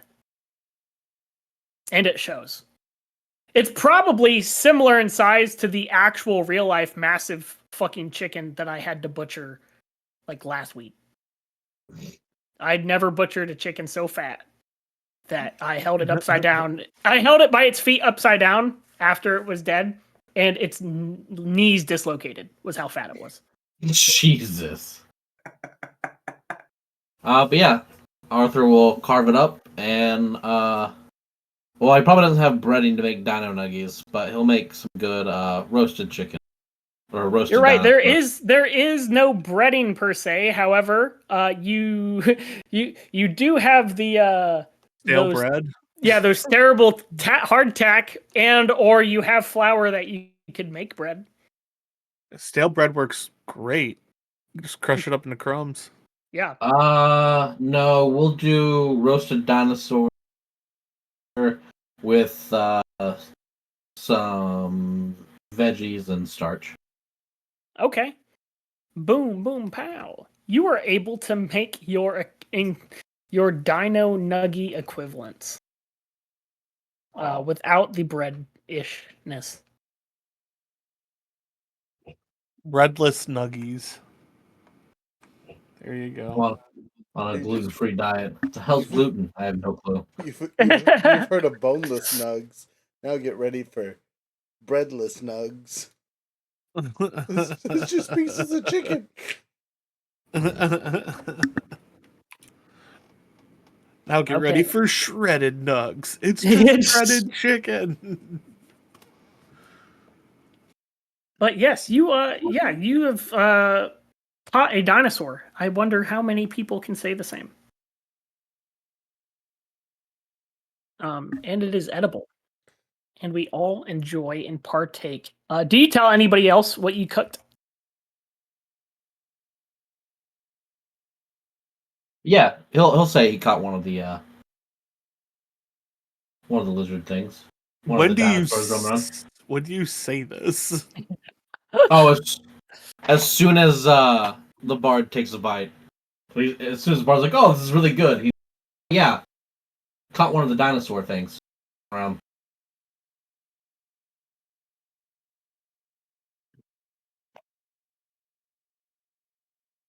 don't think the bard would ever say it's good, but like if you wait for him to bite before you say that, like he will. Yeah, he'll be like, "Oh yeah, there's plenty of yeah, just caught one of the dinosaurs that were roaming around." Like as soon as he bites down, just yeah.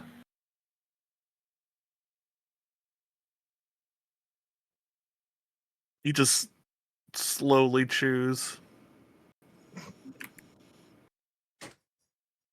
I turn and say, this tastes pretty similar to them alligators. Looking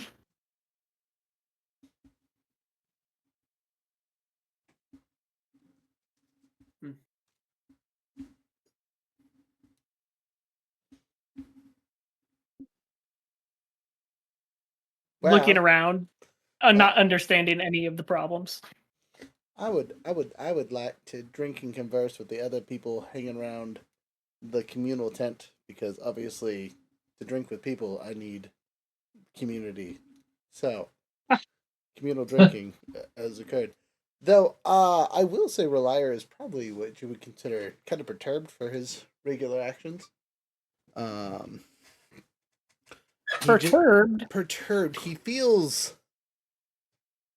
wary, resistant, whatever you want to call it. The fact that we didn't finish that dungeon after opening it up has him a tad bit bugged.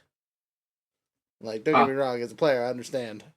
But as a character, there's something wrong with not finishing something dangerous that could come up and bite us in the ass later. Are you sure you weren't more bugged when the spider fell on you? I love it. I knew it was coming. I'm just so bad. Yeah, I actually have the same sentiment, especially because it was undead. I very much want to go back and finish it. But they're right. Sleep does the body good. Come fresh in the morning. We go first thing. Hopefully, it hasn't murdered all the frog people we saw. Oh no! They're gonna come back. That entire group is gonna be all dead. Or better yet, an undead frog army. Uh-oh. Speaking of which, now that you guys are speaking of the perturbedness, Div will say, well, I mean, that mummy wasn't a frog. See, that was my point. That was just a dude. If anything, it might have been. I can't say for certain, but the pointed ears make me believe it could have been an elf. I feel like we destroyed the frog people's Smithsonian. Right, like we just sort of defaced a museum of some kind. Yes, I could see that. But the museum guarded by shambling mounds? I don't know. Definitely had vending machines, though. Vending machines, and this mummy was in this ornate sarcophagus on display, like he was some kind of saint. What if it was a bad guy? What if that was like a conqueror that they just locked away? Well, he's dead now. Extra To dead. say, He's the dead before. entire nations couldn't get rid of him, but a bunch of third level characters decimated.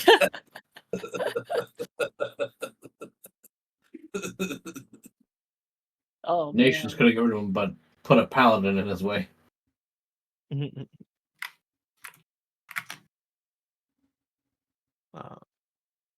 Indeed, you all did.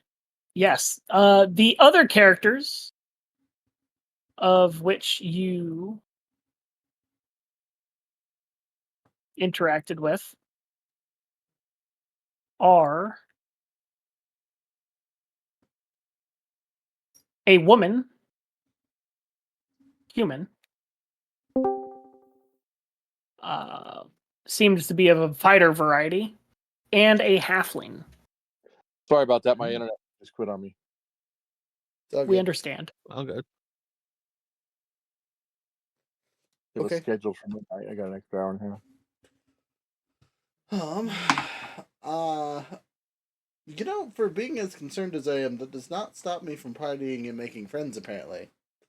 Ralire goes into his nighttime mode, as we will politely call it, and will not end up sleeping in the communal tent. Apparently, he will be somewhere outside the tent, just out.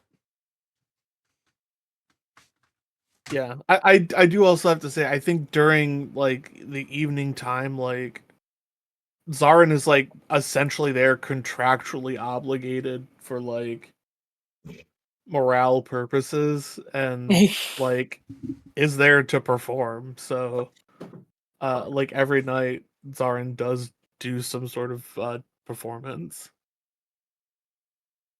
And every night he receives cheers. And the woman makes fun of the halfling for not being as quick of a stepper as you.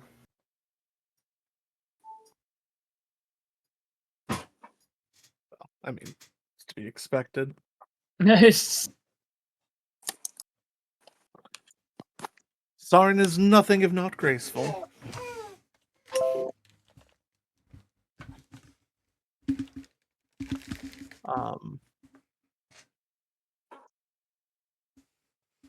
Yeah.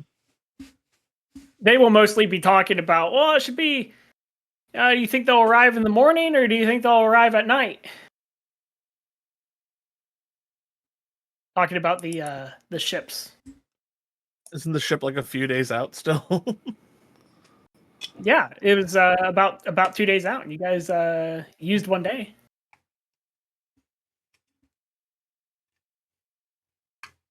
You fired it the previous night, and you expect another day or two before it arrives.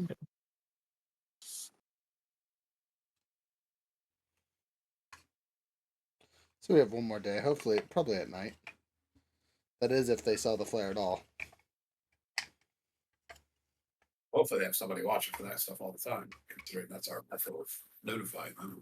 I mean, I would have to assume that there's some sort of magical connection. I mean, 2 days away, you're not going to see a flare. I don't care how flat you think the ocean is. This is true. This is true. But Div will go on to assure you that they most certainly received our call. I'm sure they'll be by tomorrow. Wonderful. And so, if you guys do not do anything else crazy, you will be able to enjoy a long rest. At which point, your characters will have leveled up to level 4. Yeah. Speed run. Right. So we're at the 3 hour and 47-minute mark. You think this is a good place to wrap for the night there, DM? I think that this is a pretty good spot. All right. So do we long rest it and level up, or what are we doing? Yeah, long rest, level up, but we can do Sounds that. like it. We can do that off screen and whatnot. So quick shout outs, all that fun stuff. Get to that. Let me send our handy dandy note taker away. Thanks, handy dandy note taker. We love you.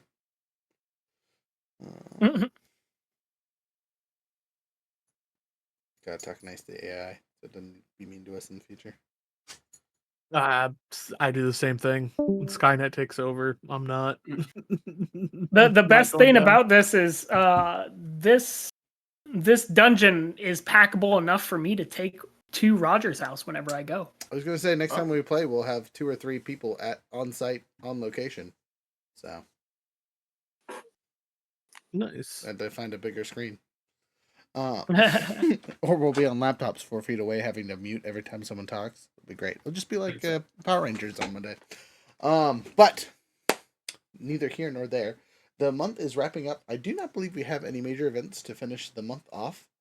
This month has been kind of relaxed because we've been learning how to do cool things with our laser, and I have good news. Probably won't be any longer than next month before we start doing things officially. Yeah, a couple more test runs to do, a couple more items to try out, so on and so forth. But in the meantime, in between time, before you start getting your cool stuff lasered, we still have all of our other fun stuff. Code for this month for 10% off is YouFool907, because, we're still in April for now. We got new stuff relatively recently. If you guys haven't seen it, check it out on the Discord, or go to the website. It's all on there. Younger, is there anything else that I'm missing or forgetting about? I believe those are the Wide swash. major things. Yeah. Okay. As usual, podcast coming up next Friday. If you guys missed Monday's start of season 2 for our Power Rangers campaign, go check that out. And then to our players, announcements, things like that. We'll start up with the Gilded Nook. Yes. This upcoming Sunday we have a game. They just finished up a relatively large boss fight.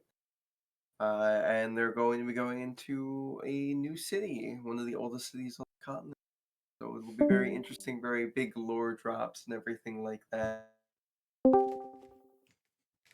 .com/goodnook over there on Sunday around 6:30 Eastern time, right? Yeah, it's like 2 o'clock in the afternoon for the Alaskans. Tino, you got anything for us? Nope. All right. Zarin? Sorry, Zarin is Tino, don't mind me. Still no. Still no. On both character and real Still no. person. Veerling, I assume you got nothing special? Nah. All right. And RJ? Veerling special to me. All right. Although looking forward to being in Alaska soon. Wahaha. And then Great Worm. Shaka. All right, that's all the peeps. They've said their peeps. Younger, any last minute thoughts before we run away and do music? I think you're all great. Thank All you right. for being with us. Yeah, you want to say the goodbye phrase? No, absolutely not. Every time. With adventure in mind, have a wonderful time. Bye bye. I gotta scroll to find the music. Sorry, give me.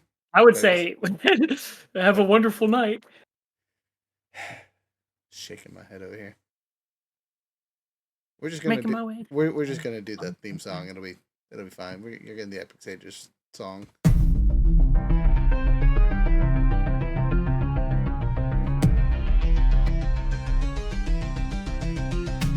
Step into Epic Sage is where your journey begins. Our shelves are stacked high where the magic never ends. From dice that roll true to tomes ancient and wise, we've got all the essentials for your game to arise. With adventure in mind, we craft every piece to make your campaigns flourish, your stories increase. For every TTRPG dream, our stock is refined. Come find your next quest, leave the mundane behind. Epic Sages, where you find satisfaction. We bring the spark, you bring the passion. We control the board, you control the action. Epic Sages, where legends find traction. Right.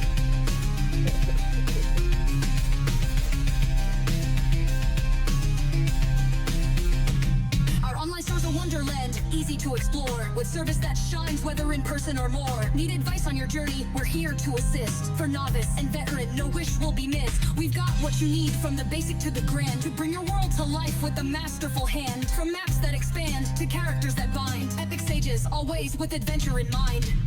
Epic Sages is where you find satisfaction. We bring the spark, you bring the passion. We control the board, you control the action. Epic Sages, where legends find traction.